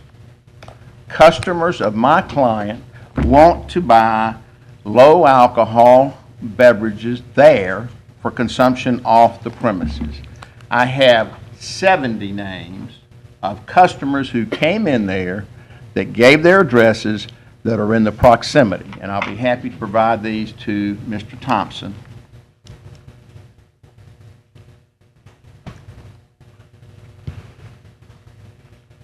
And I appreciate the individual acknowledging that my client pays the highest taxes of any highest tax along that area, higher than Jiffy Pack. But the reality is that my client tells me that the income that he is not getting from low alcohol beverages are putting him on the brink of closing the door. The reality is alcohol brings in people, and people usually buy other things. I rarely go into Circle K and just buy the Inquisitor if I don't pick up some gum. Or if I'm going to buy some gum, I don't pick up something else. It's hard to even go anywhere and just buy the one item unless it's all the money that you have. Interestingly enough, one speaker is not against alcohol, he just doesn't want any more in that area. Evidently, that speaker, along with, does not believe in free enterprise. At the meeting last month, Councilman Lynch said, free enterprise, we should do that. Council Lady Lynch. I'm sorry, Council Lady, my apologies, Miss Lynch, no offense. She had to bring up the drugstore boycott in Montgomery. I have no idea what that has to do with it, but she also said to her people, she said, hey guys, you don't have to shop there, spend your money elsewhere. If they get a license, spend their money elsewhere. That's kind of what free market enterprise is about, and I think what we need to send to the city of Shreveport. We've already discussed yesterday in detail, I discussed with you the investments, union investment. As your time has expired. I don't have anything new other than what I gave in the work session yesterday. Thank you, sir. Thank you very much. That ends the public commentary on this appeal item. Before I ask the council to consider this, Ms. Sweeney,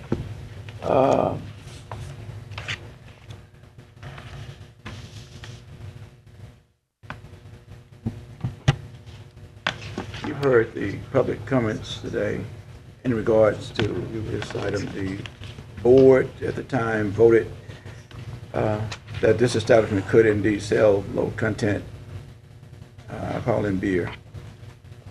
Is there anything that you've heard that you think will have any bearing on the board's decision, or our decision? The board was consistent with the same stance they took a little over a year ago when the same application was submitted.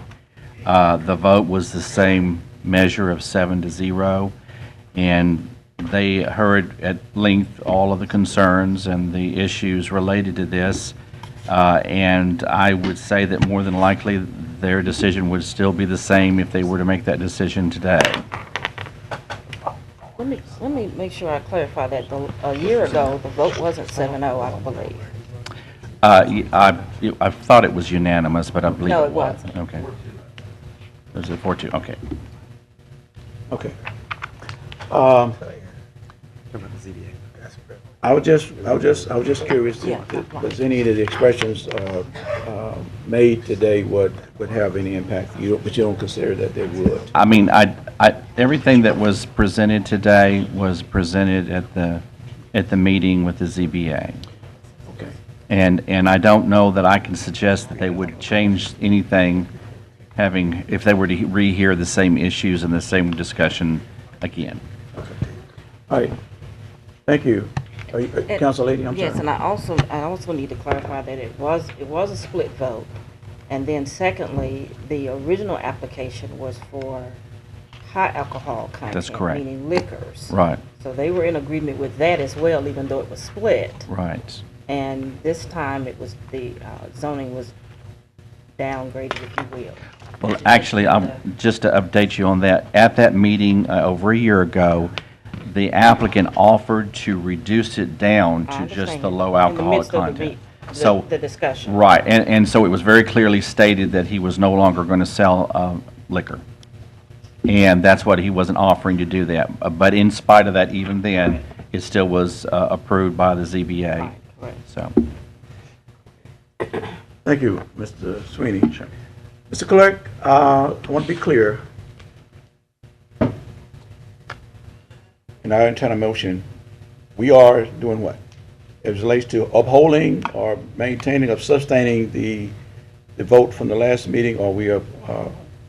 The motion can either be to uphold the decision of the ZBA and approve, or it can be to overturn the ZBA and not approve the Okay, we're back to square one in that sense. Right. Okay.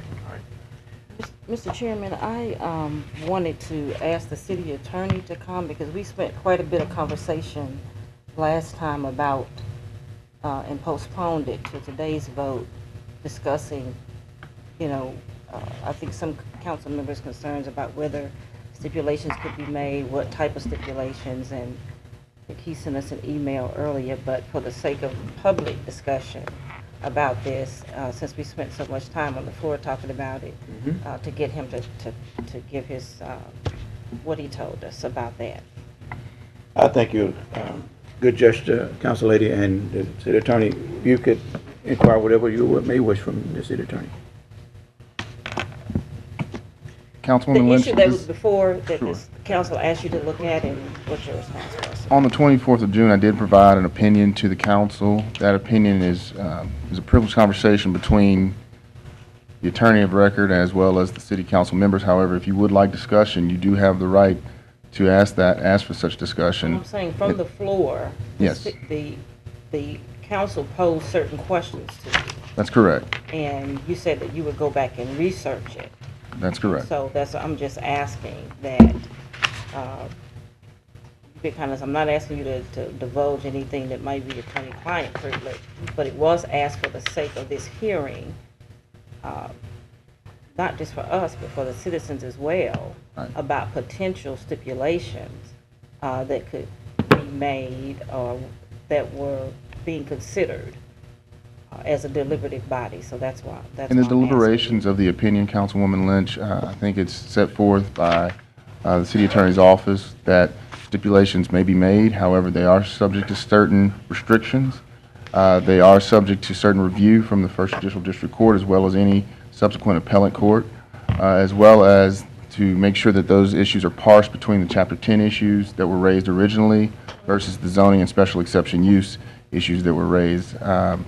I'm attempting to answer your question without breaching any kind of privilege that we have amongst ourselves, but I do want to make note that I did cite several cases, or did cite a very, I think, apropos case in that opinion that clearly defines how the court has handled such matters. And of course, I'm not a policymaker. It is a decision of this body how they choose to proceed forward, but as indicated by the clerk, this is a zoning matter, special exception use issue, and of course, the pursuant to the charter and to the, excuse me, to the code of ordinances, this council does have the ability to either affirm the decision of the ZBA, to overturn the decision of the ZBA, to modify it, or to remand it. Thank you. You're welcome. And in reading your opinion, and I thought that the discussion last meeting was healthy in the fact that to see our options.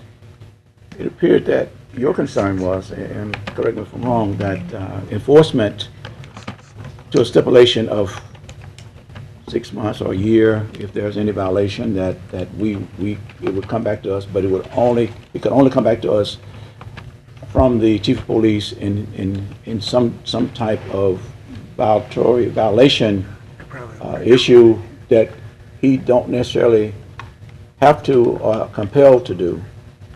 Correct. On one violation. As discussed previously and on the record here, we did discuss the difference between the Chapter 10 issue and the Chapter 106 issue, specifically that Chapter 10 provides a mechanism by which such review of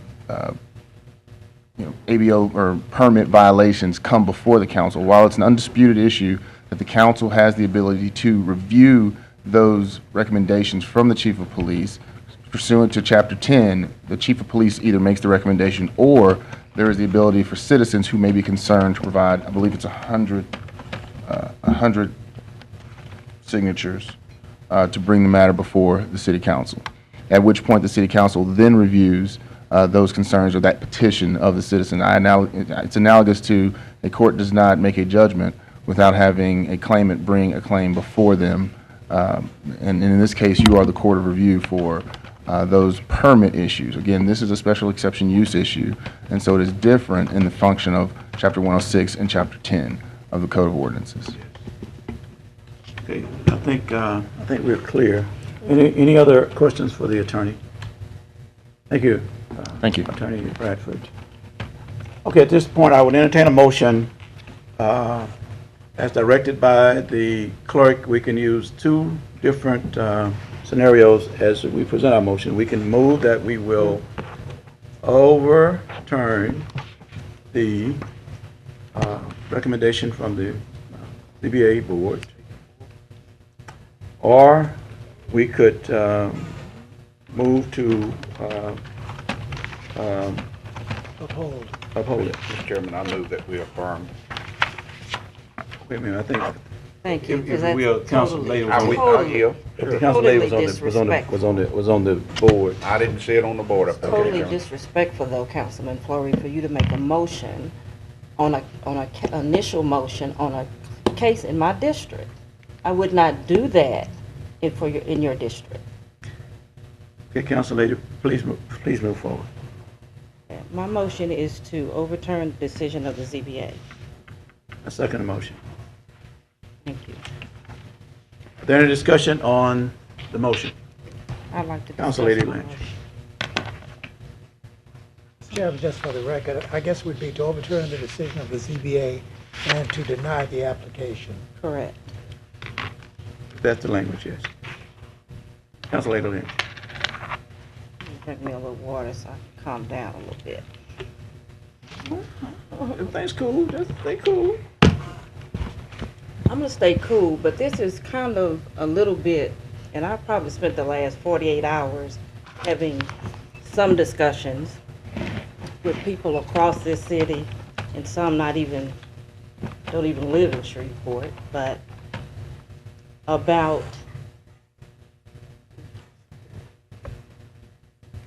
I'm gonna say what I perceive to be the disrespect that people show toward black leadership, elected officials, and the black community in general. When the black community talks, it seems that nobody listens.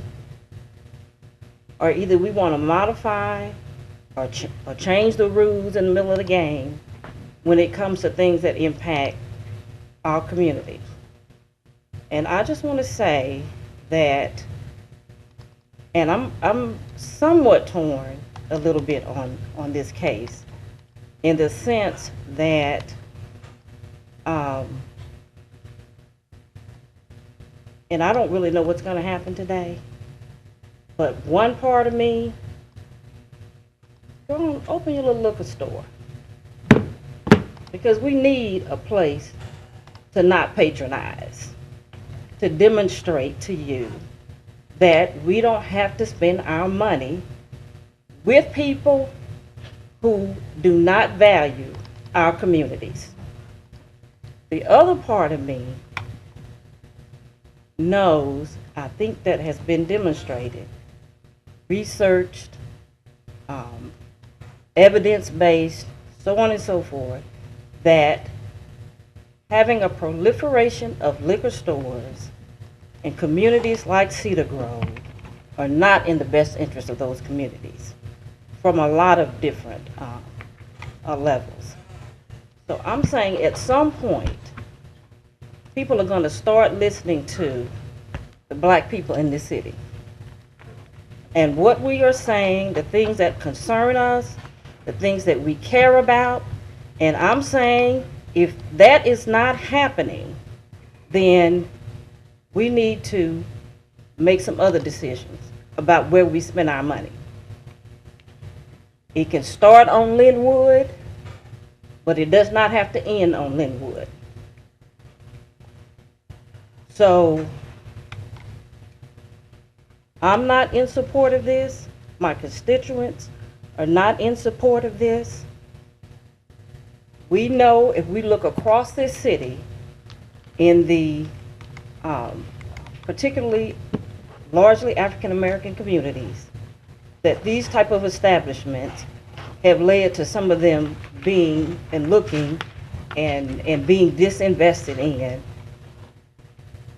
But while other businesses and development are happening in other areas of the city, we can look back and say we remember a time when Cedar Grove, Queensboro, Stoner Hill, Cooper Road, Wartown, Hollywood were areas that people wanted to live in. Now, people don't want to live in those areas. You have people that are basically stuck there, and you have our young folks who are having to leave here because everybody can't crowd in down in Southeast Shreveport. I mean, they're busting at the seams because people are trying to leave the inner city, and everybody's trying to crowd down in one area where we're seeing all of the development. So when I look at these areas, and I look at Uri Drive, I look at Ellaby, I look at Southeast Shreveport, I look at Long Lake and all these other areas, there's a stark difference between what I see in those other communities I just named and what I see down there in terms of all city resources, all city services, and the economic development that this council supports and not supports. Now, I'm glad he had 70 customers that patronize the store because that shows people will go there without the alcohol. Okay? Mr. Wayne, I appreciate your comments. I agree with them that the council needs to be consistent, and that's what I said when the liquor store case came up on Hearn as well as this one. In the Toops case, this council was just, you know, we can't do that. There was a church here that was nowhere near that location. And people were, that didn't even live near there, were opposed to it. This council stood firm, took the case all the way up to the Supreme Court, defending it. We come, it's a whole different situation. So, I'm just saying that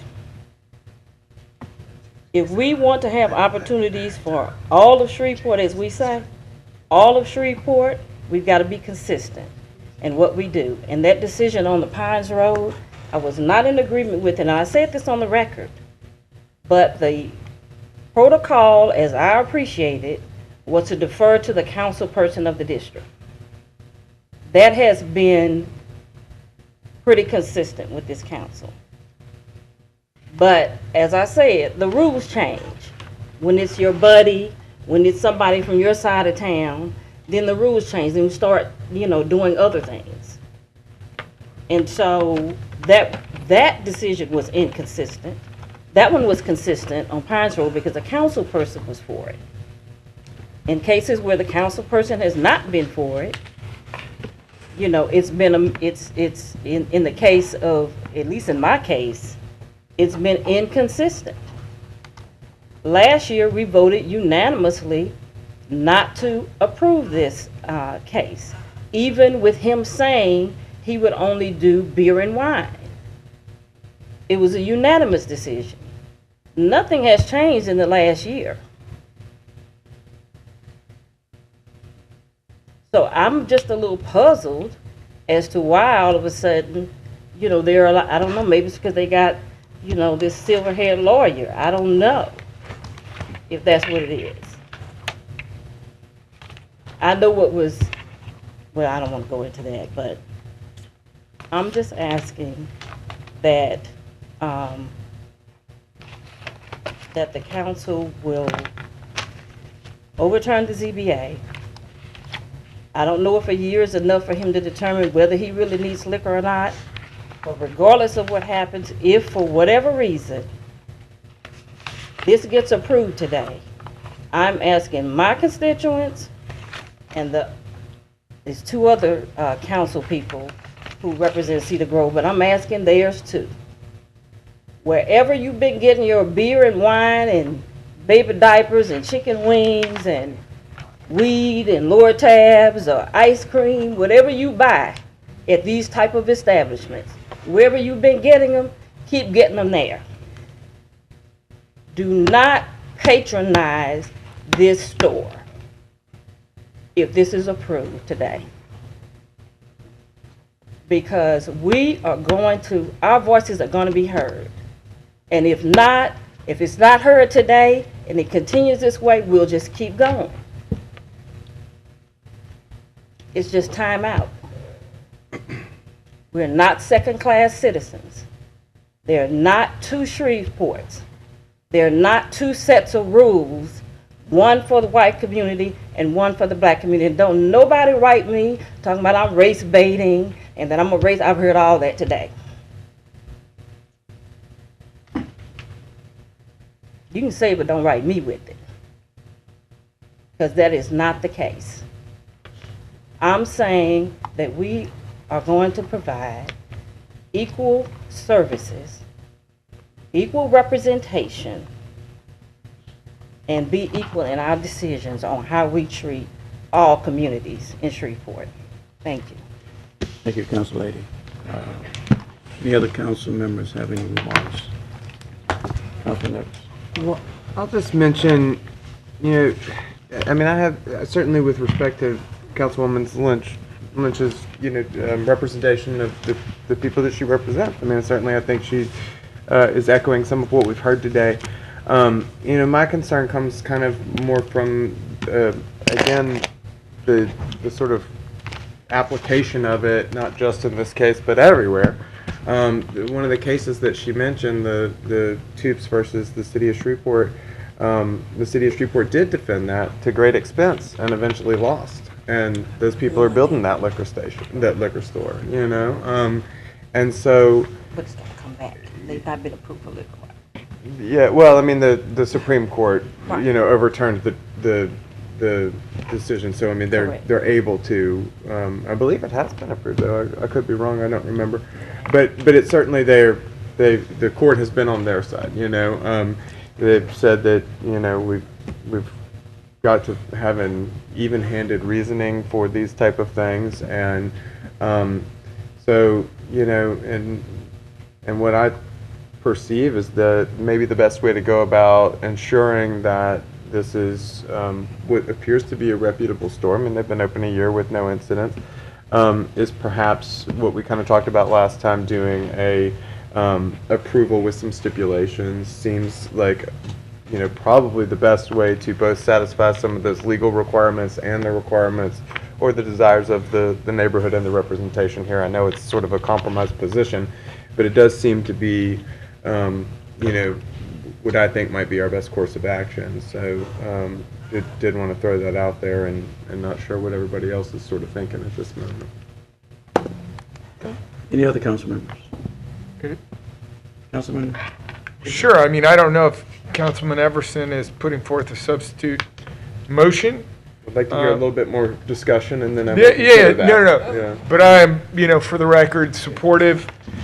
I mean, my concern is just that, and is, though I probably can't say it as eloquently as Mr. Wayne was very clearly speaking on my behalf, but I do worry about consistency and the rule of law and being arbitrary in our decision-making up here. So it's not take anything away from, Councilman Lynch's perspective. Sorry, Councilwoman Lynch's perspective on this particular issue. But it is, we are, though elected by district, we represent the entire city as council members. And that is where the level of consistency needs to be applied across this entire city. So, but I'm happy to support any substitute motion. And that will be afforded us before we get through with the commentary. But let me just say this before we move into any alteration of this motion. And I'm gonna start off by saying that, in all due respect to my brothers, you don't understand. You don't understand. You did not understand what the public just said. And you wouldn't understand if you hadn't experienced and had the black experience in predominantly black communities where we are infiltrated with undesirable businesses that we are experiencing. We don't get the balance. And that's why I think the consistency part is irrelevant. We can't be consistent. We can be fair, but we can't be consistent because we don't get the same level of opportunities around the city to be consistent. Every case that comes before this body has to stand or fall on its own merits. That's why we have debate. Comparing what happened on Pines Road and comparing what happened on Hearn Avenue and comparing what's happening on Linwood Avenue is comparing apples and oranges. You can't be consistent because on Pines Road there was no outlet, and the council person from that district supported it from the Interstate 20 all the way over to Jefferson Page Road. There was not one outlet could have sold beverages of this sort. But we're hearing on Linwood Avenue that there are at least 3 or 4 facilities that are already there selling these beverages. So the consistency, I'm sorry? With it having 3 or 4 others in close proximity is exactly why the court would say it's arbitrary to not allow this one. But I'm using consistency as my rule of thumb to compare the argument coming from the public. And I said yesterday, and I continue to say, as a public organizer, a community organizer who have organized communities and have organized resistances to undesirable establishment being put in predominantly black communities, in the fact that we have to somehow use our standard as a principal standard. Okay. That even though these establishments may be there, even though we may have constituents or those that travel that thoroughfare who may stop and do business with this establishment, it still does not exclude the fact and undermine the fact that if the residents of an area can make their case with their city council person, who ultimately would be at least blamed or responsible for whatever happens that would be have a negative impact on their community, should have a voice in that decision. I just believe that. I mean, and we do have a broader responsibility as council people, in addition to our fiduciary responsibility, and that is, if it rises to the level that it's going to create 400, 500 jobs, then yeah, it doesn't matter whose district it in, we need to home in on that and say, listen, this is in the best interest of this city as a whole. But to talk about a liquor store on the Cook Road, or a liquor store in Allendale, or a liquor store in Moortown, or a liquor store in Cedar Grove, which will not have a direct, broad impact on the city, I think we have to yield to at least the residents and the desire that they have in consultation with their council person.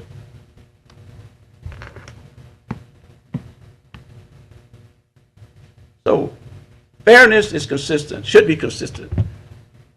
But voting to allow liquor establishments cannot, because they stand on their own merits.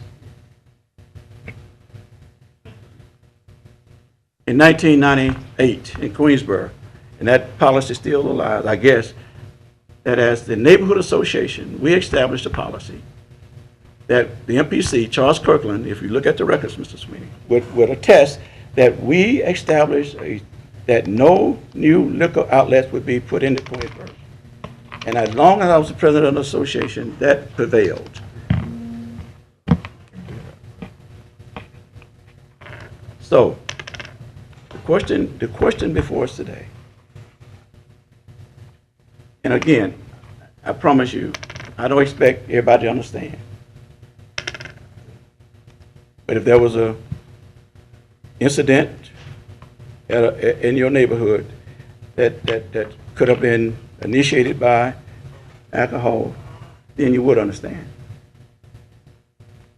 If you live in a neighborhood where undesirable activities and crime elements kept you up at night and had burglar bars on your windows and congregating around certain locations, you may understand. But if you don't have those experiences, then you won't understand. If you had to move out of your neighborhood because of, again, elements that is not healthy or allow you to live a good quality of life, that was initiated or somehow trickled from establishment that was undesirable, from people who come into our communities that I have never seen on the other side of town.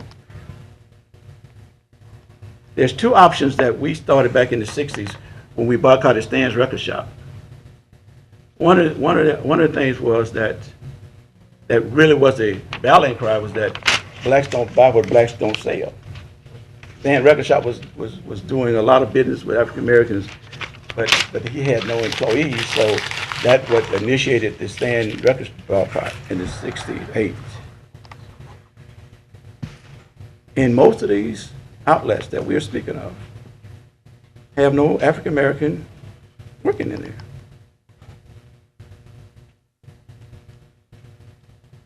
So I try to be consistent. I'm consistent in the fact that I want to hear from the council members of those districts who have engaged their residents, their constituents. And if it's going to always be, there's no 100% agreement to anything. Anything. You're going to have petitions that say I'm for it. You have petitions that say I'm against it. And that's why a good council person will meet and try to meet a medium. They ain't going to always be perfect in getting a majority consensus of anything. But because they are elected by the people, and the people will hold them responsible for their environment, then I have to give special credence to the wishes of that council person. So I'm supporting the council lady because I think she have been in touch with her people, and it appears that the people that may be trading at this store, and I don't see how that community could support for the establishment, but I'm guessing that because people are traveling up and down Linwood, they are just stopping off and trading there. So, but the residents who actually live there, it appears, I think the young lady said that in her polling and canvassing, that 99% said they didn't want it, and they live right adjacent to the facility. So I'm just saying, I'm sorry. I said so do some of the people that do. Yeah. I mean, I'm saying we never get 100%, and people will express themselves in different ways. And ordinarily, I am pro-business. I want jobs. I want business opportunities in Shreveport. I want what's best for Shreveport. I made some expressions yesterday on that. We are at a crossroads, and we got to manage through the issues that will be coming before us. The council lady is absolutely right. There are people on social media that antagonize this lady like unbelievable. She don't deserve that. She don't deserve the criticism she gets for fighting and standing up for what she believes. And standing up for the people that she represents. She don't deserve the responses that she gets from that.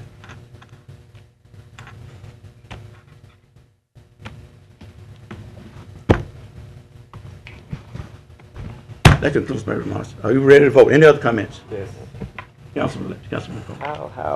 How can we deny one person a business because of, I mean, how can we move forward? How can you move the city forward? I mean, we keep on saying we want to move Shreveport forward, you want to move Shreveport forward. But we're blocking businesses from moving forward on what they potentially need to do or want to do to better their own selves. I mean, we can say yes to one person, but then we say no to somebody else. So are we consistently fair? Are we fairly consistent? I mean, then we say don't shop at this store. I don't think that some of the remarks and stuff that we make is uninviting for others to come to Shreveport.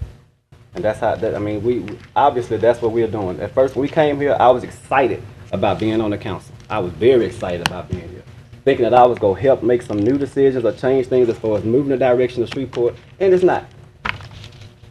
Because we decide on we'll do business with this person or we're not going to do business with that person. No, we're not consistent. And we can't move forward because we're always going backward. We go back in time. We keep going back in time, back in time, back in time. So we can't go forward because we're living in the past.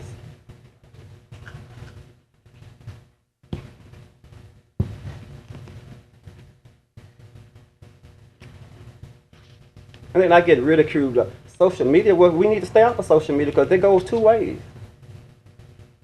We can't antagonize people and don't expect nobody to say anything back. And then we keep bringing up Pines Road. Yeah, I did the deal on Pines Road. But that has nothing to do with this. I mean, we're just being consistently, fairly consistent or consistently fair.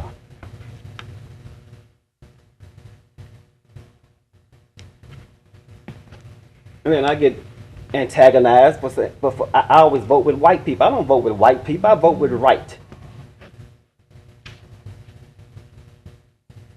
And you know where I stand. I stand the same place I stood the day I came here, and the day I leave, I'm going to be standing in the same exact place.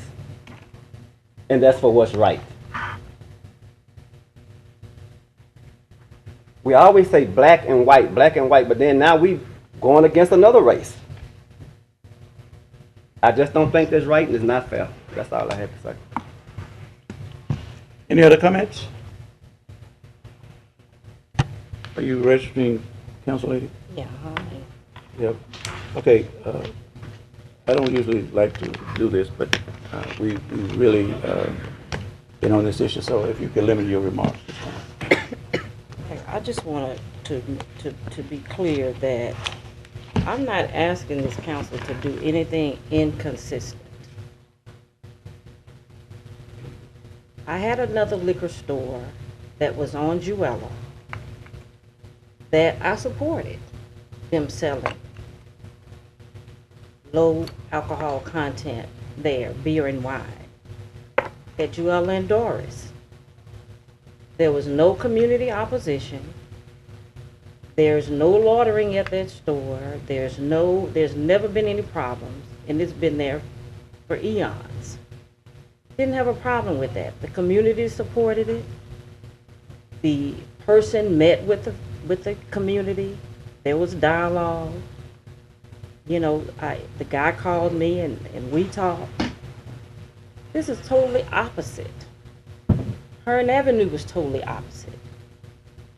I'm still not in agreement that that should have happened. That was a very inconsistent decision. But again, it's about who you know and who the person is. And so the council made an inconsistent decision to deny this application a year ago when nothing has really changed on a 7-0 vote, and to come back today and not do the same, that would be inconsistent. So if we're talking about for consistency's sake, the vote should be the same. And the Pines Road, and as I said, stated for the record, and I think in several instances,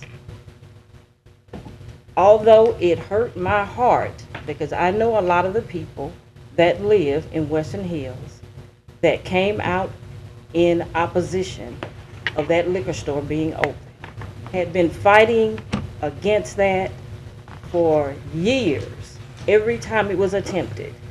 Their city council, former city council person stood with them and supported that, and this council went with that. Well, really two council persons, Councilwoman Bowman and Councilman Jenkins. And this council supported not having that liquor store there at that location, where their representation changed. And the council person, despite the community, was in support of it. Didn't have a problem with that. And I told them, your council person, who you elected to represent your interests, says he's in support of it. And so I voted in support of it simply for that reason. Because, like I said, a lot of those were people that I have very close personal relationships with. So I feel like a vote to overturn the ZBA, again, is the most consistent vote that this council can take and not have one decision from last year and have a totally opposite decision for this year. Thank you. All right, council members, we've heard, Last year, Councilman Bowman. last year, it was high content alcohol. He was gonna This change year, last year was high content alcohol. We put that on the record. This year is beer and wine. They've been open for a year, a consistent year now. It's changed. Yes, it's changed. Pines Road, I was in support of it from day one. Beer and wine sales only. Consistency. When this development opened and first applied, they wanted high content alcohol. Well, let me We voted and said, and we voted consistent with you and said, went along with you and overturned. Well, let me clarify. He was willing, and we could have considered that, but the community was saying they wanted none. I never compromised. I was never open to a compromise or to saying if you don't do high alcohol content, I would still be for it. It was not to have it there. That was the genesis behind overturning the ZBA. It wasn't that, well, if you do low, then we'll be for it. That was never on the table. It was having the density of alcohol, creating a new liquor establishment with the ones that are already there was just, it was proliferation is the issue, not just that it was high alcohol versus low alcohol content. And lastly, on the record, I went with the majority of the people who couldn't come to council, who called me, and I went to them. And they was okay with the store opening. The daycare had the petition stating that they weren't opening anymore, that they weren't not going to open anymore, and I went along with that decision. Not this decision of 20 people who came and called me with the same names on that paper. I didn't do that. I'm ready to vote. All righty. Okay, thank you, council members. The motion is that we will overturn the decision of the ZBA. I mean, if we And deny the application. deny the application, overturn and deny. Okay. Are there any- Please vote.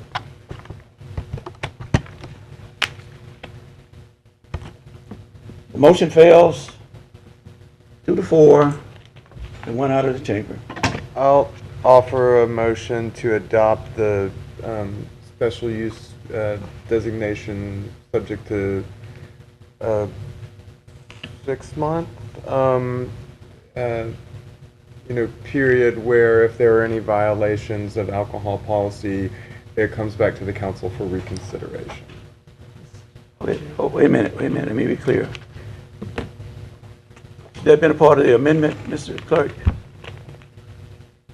The only thing I would say is the council can adopt that amendment if it wants to, but I don't think that that's with the advice of the city attorney. I thought that what he was saying. I thought he said.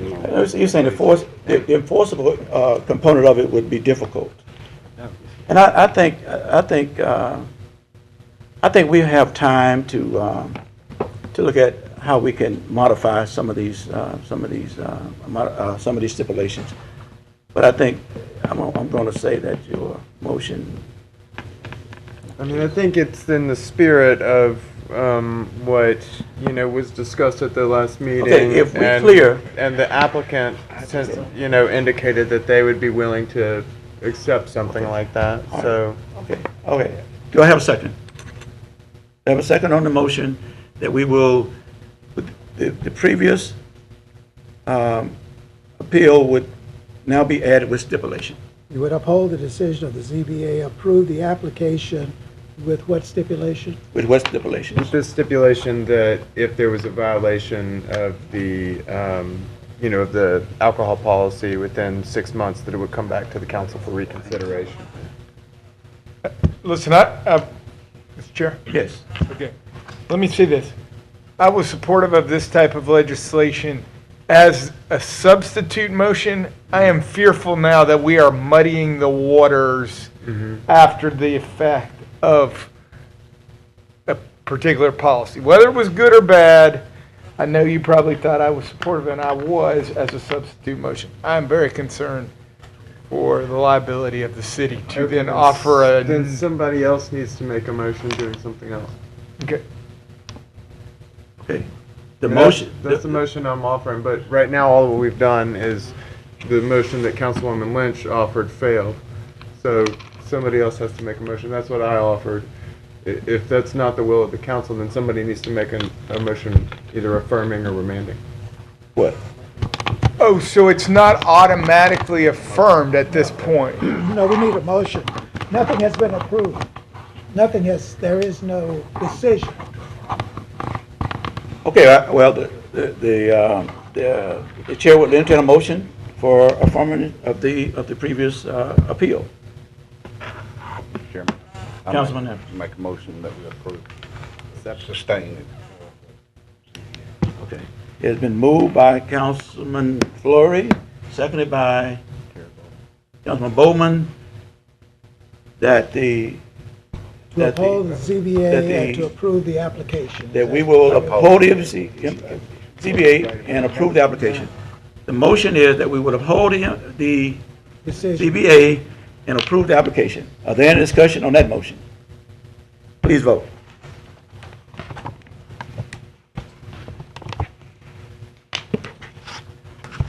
That motion passes 4-2, 1 out of the chamber. Okay, all right, we're back on track. Thank you, everybody, for the discussion, and thank you for your input. I think, again, this body is charged with these issues, and we have to debate them intelligently, and we did, and I appreciate that. Okay, Mr. Clerk, where are we? Mr. Chairman, we're... Reports from officers? Well, are there any additional communications? No, we're at reports from officers, boards, and committees. Okay. you're right. Okay, any reports from officers, boards, and committees? All right, there are none. Our clerk's report. Mr. Clerk. Mr. Chairman, as we stated yesterday, the mayor has made several appointments, and those appointments will be on your agenda for confirmation at the next meeting. Thank you. We look forward to those confirmations. And let me just say this.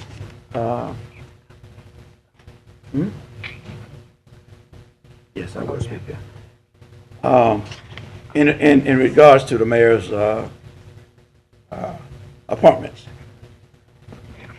and I want to congratulate you, Mayor, on your appointments. I remember day one, you mentioned that you want your appointments, the boards and committees, to reflect the demographics of this city. And you were doing that. Not only are you doing that, I was looking at somewhere the appointments are coming from, and I think each city council district is represented on boards, committees, and I want to thank you for that also. And the diversity of your appointments has been well noted. So again, you seem to be very conscientious of your pledge to this council, and I want to thank you for that. And these are all excellent appointees up here. And me, for one, have no reservation about approving either one of them. All right? Any other comments at this time regarding this, Councilman Jefferson? Are we on additional communications now, or we're still? Well, I would just make a comment about the appointments clerk's report, but we are now on additional communications. But before you speak, does the mayor have any additional communication? None. Thank you, The sir. mayor has none. Now, So Councilman. back to me. Back to Okay. you. Thank you very much. I did want to. I want to start by thanking the mayor. Right before coming to this meeting, I had the opportunity to attend a presentation at the Hollywood Union Library from Miss Jolivette Anderson, who is a Shreveport native who is now studying at Purdue University, doing a doctoral program on cultural history of. I can't exactly remember the name of her degree, but it's a highfalutin version of sort of where culture and history come together. And so she's sort of like a sociologist, but with a little bit more of a historical background. And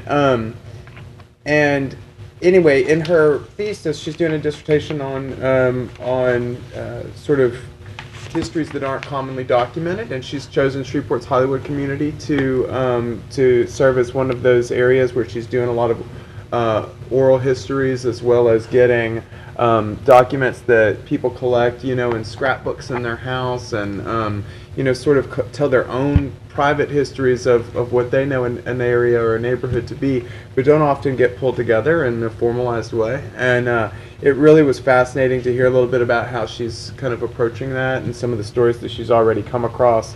There were a few mysteries that even the people who had these generations-old stories, no one could actually remember a couple of things, and some of those were city decisions. So I look forward to maybe we can dig through some old city records and see if we can help them answer some mysteries there. But certainly it was very educational, fascinating, and something that I think is something that a lot of our neighborhood associations and things could kind of take on as a project. I know the Highland neighborhood group a few years back did a history book, and it's something that helps our young people feel a sense of place, helps them feel a little bit a better understanding of their position in the world, and it also kind of helps to provide hope and motivation and aspirations of being larger than just one person. When you feel like you're part of a community, and when you understand sort of that your history is important, and sometimes those things aren't documented. So it was a really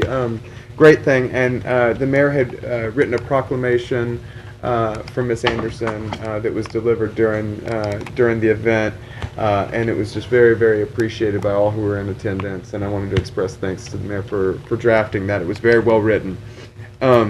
Also, just wanted to echo some of the statements of the administration earlier about the Choice Neighborhoods grant and the chairman's.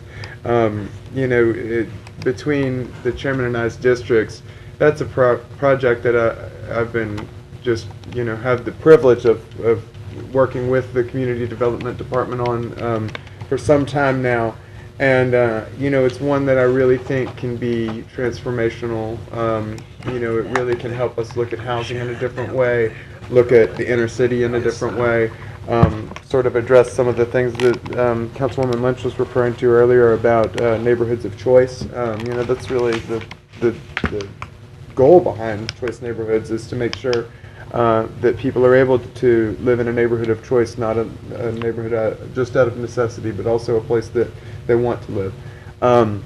And to make those sustainable in a way. And so to see that work that they've been doing for some time now, I know it took them a long time to do the plan and the information that was gathered to develop the plan in the first place. And then they've already begun on implementation of that plan, and to have it accentuated by a $1 million grant is just a fantastic acknowledgement of the work that y'all have done. And also certainly want to say that we hope that that is a good precursor for the larger implementation grant that they are turning in, and I hope that the HUD administration will view the progress that's being made, and this award will help call to their attention the need to fully fund the larger application that will come before them next. And just want to thank y'all so much for y'all's leadership on that, and thank Bonnie so much and her team, Candace, and everyone else who has been working on that so hard. You real excited, aren't you? I am. I think it's great, and I think maybe it's because I think sometimes you got to talk about this one a little more because people don't always understand it, and I think it got some misunderstandings in the public at some points in time about what the nature of it was, and the group really stayed firm and kept with it, and I think it's paying off. So yeah, I am maybe a little overly proud or defensive of it, but I think it's deserving of it. They're doing great work, and it's something that we really all need to support. Well, it's good to see something you're excited about and you worked on really hard. No, it is. This is actually beyond, the words can't describe what it's going to mean, because with the conversion of downtown into more residential, and then immediate demographics outside of downtown being redeveloped, this is all good stuff. This is gonna plug up that donut hole, if you will, in a way. And I'm looking forward to the continual revitalization, especially around the C.C. Antoine Park area. I think that's going to really be a biggie in bringing, Bags makes money. But anyway, He's excited too. my bag was squealing. I'm like, what's that? Mayor? I just wanted to echo your sentiments, all of you. We are excited. When I came aboard, of course, this initiative has already got started, but what we saw was we didn't have funding to really realize the vision, and so that's what we've been doing on my watch, is trying to find the funding to actually make it be a reality. Okay. And so as I see funding available for the projects that are really outstanding projects, one of the things that I've been doing is asking staff, let's go after these dollars. And let's use these dollars to help us enhance and implement the initiatives you have in place. Sure. And so, I'm just excited that we got people who work hard every day. Bunny Moore has spent the last several days hunkered down, really trying to get this next grant done, and we are hopeful. Yes, ma'am. We have been in contact with congressmen. We've written letters. We were on Capitol Hill. We went to meet everybody to talk with them about supporting funding for things that Shreveport is doing. And so just want you to know that we have a team that's really about the business of now executing and implementing. So thank you so much for your support. Thank you, Mayor, for those remarks. No, I have some public comments at the end. That was the appeal. Yeah. Okay, listen, let me just mention as my additional comments is that, and I don't know, some of you may know Randy Johnson. He was the president of the Cherokee Park neighborhood group. Yes. Randy passed yesterday. I don't know that. Oh, my goodness. Yeah, and matter of fact, his family was with us, Mayor, when we opened up the Mamie Hicks. Mamie yeah. Hicks. And she told me he was real sick. Yeah, and Yeah. he passed in. Okay, we hadn't seen him down here in a few months, and I didn't even. He had surgery about 5 months ago, and he never got better. Yeah, he never got better, but he passed away, and I'm sorry. You know, I want to express, and I did express to his wife. Absolutely. Our condolences, and I'll be doing a resolution recognizing his work in Cherokee Park at our next meeting. In addition to that, Mayor, two requests from you. Prior to this council, and I think a couple of members was on the Privilege Council, where Allen Avenue, the whole stretch of Avenue was dedicated to, in honor of Dr. C.L. Simpkins. Right. Those markers has been placed there, but around the markers, wrote up growth. Okay. And I'm asking that you would Absolutely. dispatch Public Works to have those trimmed up. Okay. And we'll then do that. Dr. Simpkins and I will be meeting, and we'll see how you want to go forward in unveiling that. If Okay. you want to do a public setting or a private setting. Okay. But he's excited. I told him this morning that they have been placed, and that it's all deciding on how he wants to acknowledge that designation of Allen Avenue. Okay. All right. We'll take care of it. And lastly, the other request, Mayor, is oftentimes, and not all the time, you get the memo or the email. We send in requests for services. I usually come through my clerk's office, and he will forward them on to the appropriate departments, as well as CEO and sometimes yourself. Right. But I never hardly ever get a follow-up on how was that resolved. Okay. So, you know, and I have constituents in the band saying, you know, most of the time, you know, nothing has happened, but I would like to get somehow periodically a progress report of the status of some of those requests. Okay. And I think some of the other councilmen have expressed that same sentiment. Okay. That we just need to, for the benefit of our constituents, follow up. Absolutely. That we would know or could tell them where we are in that project. Okay. We'll take care of it. I know that sometimes, and of course, Brian's on vacation this week, oftentimes he'll follow up, make sure that staff takes, and I don't always get copied on everything, because I try to follow up to make sure that we get it done. Yes. But sometimes, usually what they do is if it's not an emergency, they'll put it on the list, because we get probably 1,000 or more of those in addition to the regular work. Sure. The additional work that comes in, and I just need you all to kind of understand that. I do. I mean, we have a list with, not only do you get the concerns, every department gets the concerns. Yes. And, some departments get a couple of thousand a month. And we try to make sure that we can address those. If there are emergencies, we put those on the front. And then we go back to the list. Oftentimes, when they do get to the list of doing those things, because sometimes they'll copy me, particularly if I'm copied on the original request. They'll copy me, and they'll thank us. But they don't always come back and tell you that. And I think that's kind of where we are. Some of your constituents will come back and say, the city took care of it. Yeah. So, and some of them will not. And some of them will tell us, thank you for taking care of this. Yes. But sometimes they never come back to the council person to tell them.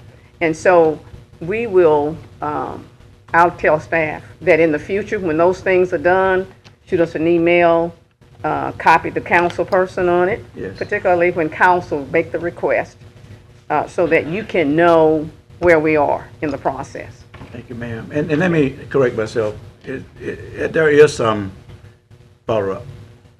Okay. But I get it from you, your administration, and I also get it from my council clerk. When something has been resolved, he will forward it back to us. Okay. So it's not 100%, it's sometimes. It's just sometimes, okay. All right, appreciate it. Okay, thank you. And we heard the announcement about the ICE banquet tomorrow, Thursday night. And I really would encourage our council members to come participate in that. And I want to apologize to your assistant. Yesterday I was calling her Miss Fields. I think she has another name. Miss Jones. Miss Jones. I kept calling you Miss Fields. Married with a Okay. child. I'm still trying to remember myself. But anyway, I just wanted to acknowledge that I kept calling. I got home last night. I said, wait a minute. She's not Fields anymore? Ms. Jones, okay. So she'll always be Fields, but she's Jones. Yeah, but I just wanted not to know I did do that. Okay, any other communication from council members? Okay, now we're gonna move very swiftly back to our public comments, items that was not on the agenda. I have 3. Is there a Sharita Cooks? Sharita Cooks in the building? Sharita Cooks? Sharita Cooks not here. Okay, Felicia Stroggins. Is Felicia Stroggins here? That's you? Stroggins, please come forward. And state your name and address, and you have 3 minutes. Okay. My name's Felicia Scroggins, address 9314 Sounderwood Drive, Shreveport, Louisiana, 71118. I am here directly to address the council and also the mayor, which I've done it before indirectly at the NAACP meeting that was called by the city workers that turned into more like a rally for the violence, which was a good thing, but it got away from what we were there for. What I'm trying to do or find out, what do we need to do to move forward on the complaints that we are forwarding up the chain of command. I am a firefighter for the city of Shreveport, and we have several stagnant complaints that they go through the chain of command, they stop there because the fire chief has the last say-so, but when the say-so is unfair and unjust, we move on to the HR department, and most of the times, 99% of the time, it's unfounded, or if they seem to find something, it's just pushed on the wayside. It's nothing done about it. After then, I go to the mayor's office, and several other people has went to the mayor's office, and we received no feedback from them.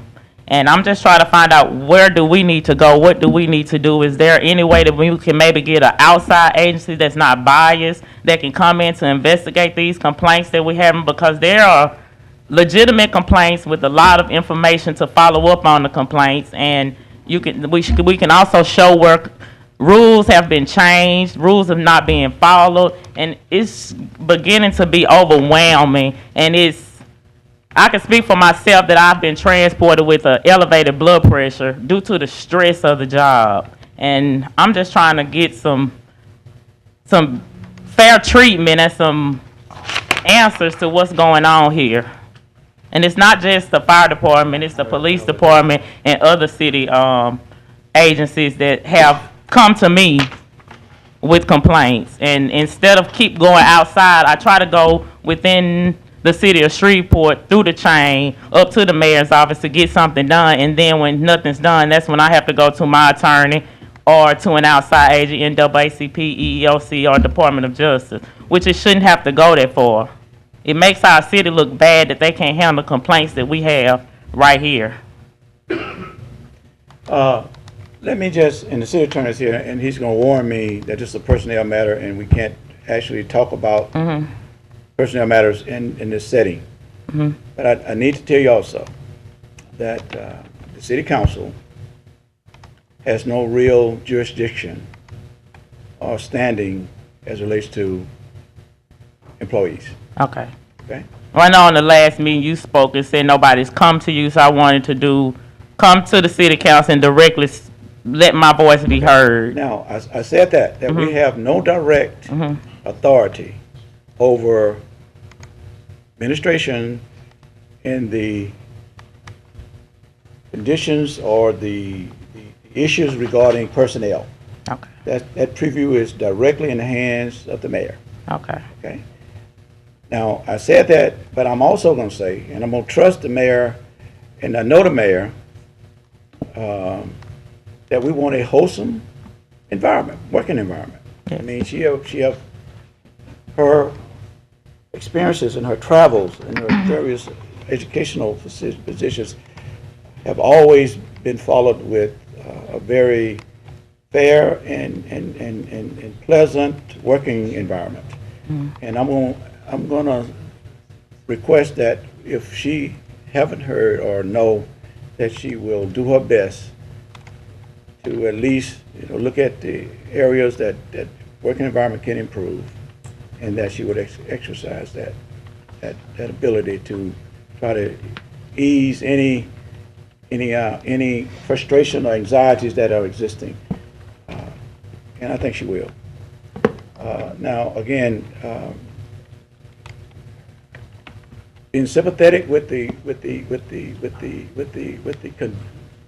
whole environment of the city, and we came in with these type of responses within the working conditions. I mean, my first month on the job was about every area had something to say. So, it take some time to sort of transition into a better working condition environment. I don't know what happened in the previous administration, but I'm going to request of the mayor, as a council person, that she will do everything she can to ensure that the working conditions of our city employees are as pleasant as they can be. But directly, what you can do or we can do, you have options.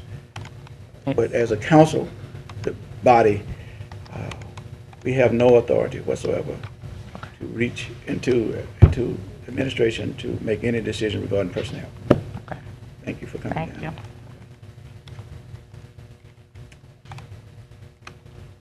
you. St. Mears. St. Mears, 1901 Centenary Boulevard, Shreveport, Louisiana, 71101. I just wanted to say that this year will be the 28th year that I'll be helping the Muscular Dystrophy Association, and I'm looking forward to that. I've already gotten a little bit of collection going on at my own home and a little bit of help today, and hopefully if anyone is interested in participating, giving me a little bit of an extra boost, I sure would appreciate that help, because 28 years, this has been really good for me to continue with MDA and to give them my support. They know that I really care about helping fight muscular dystrophy. It's a good cause. I love it very much. And the other thing I also wanted to address is, if anyone has ever seen shows like Here's Lucy, The Lucy Show, or I Love Lucy, Lucille Ball and people like Desi Arnaz and that program, and Vivian Vance and Gail Gordon, they made those shows very popular. But I also like the way that Lucy would get herself in a riot of things. Just like yesterday when I was watching the show, she was helping out in her daughter's absence, who was marching in a band. So Lucy agreed that she'd make an ice cream cone as well. The manager, she saw him do it like this, throw it up like this, it lands in the cup. What does Lucy do? When he's out, she throws hers up all right. It got stuck to the ceiling. And then when she slid this ice cream cone down to Vivian, it went straight off onto the floor, splat. And Vivian didn't even catch it. And they had a mess to clean up, and Vivian said, "You should have warned me." And Lucy said, "I should have warned you. You should have picked it up." And then Lucy was so stupid to get her 2 shoes in the 2 buckets of gallons of ice cream, and then saw her daughter marching, and then the manager comes out of nowhere and sees her marching on the counter with 2 buckets full of ice cream and her feet stuck in it. So I can tell you, those things can only happen to Lucy. And they can only happen when you be watching all these old reruns. Right? Well, things like this on the Lucy Show and Here's Lucy and other things like that, yeah, these things, they happen to Lucy. Now, Lucille Ball, she was a real character on the program with the others. But in the fact that I see it, things like that could only happen to Lucy. Now, you mentioned, and then we're going to adjourn, you mentioned you need a boost. What kind of boost you was talking about? I needed like a little extra help. Okay, you working with the MDA, muscular dystrophy. Okay. I still continue. And what do you do with them? I take the money to them and I give it to them so they can continue to find a cure for muscular dystrophy. And this is 28 years. Participates in their telethon. Well, they had a telethon, but after Jerry Lewis stepped down, they canceled the telethon. And I used to be on television, and I'd always give money to MDA. So you're an advocate and you help raise funds for the MDA. You need a boost. Extra help. Okay. Well, got a little help so far. If anyone's interested in helping me out a little bit more, just take back the back. Get your hat, stay at the back door, and wait till people come by. You can tell them who helps you. Man, you sure are desperate. We adjourned. Yeah. Yes, is there any other business need to come before this body? If not, this meeting is adjourned. Hit us up in 2 weeks.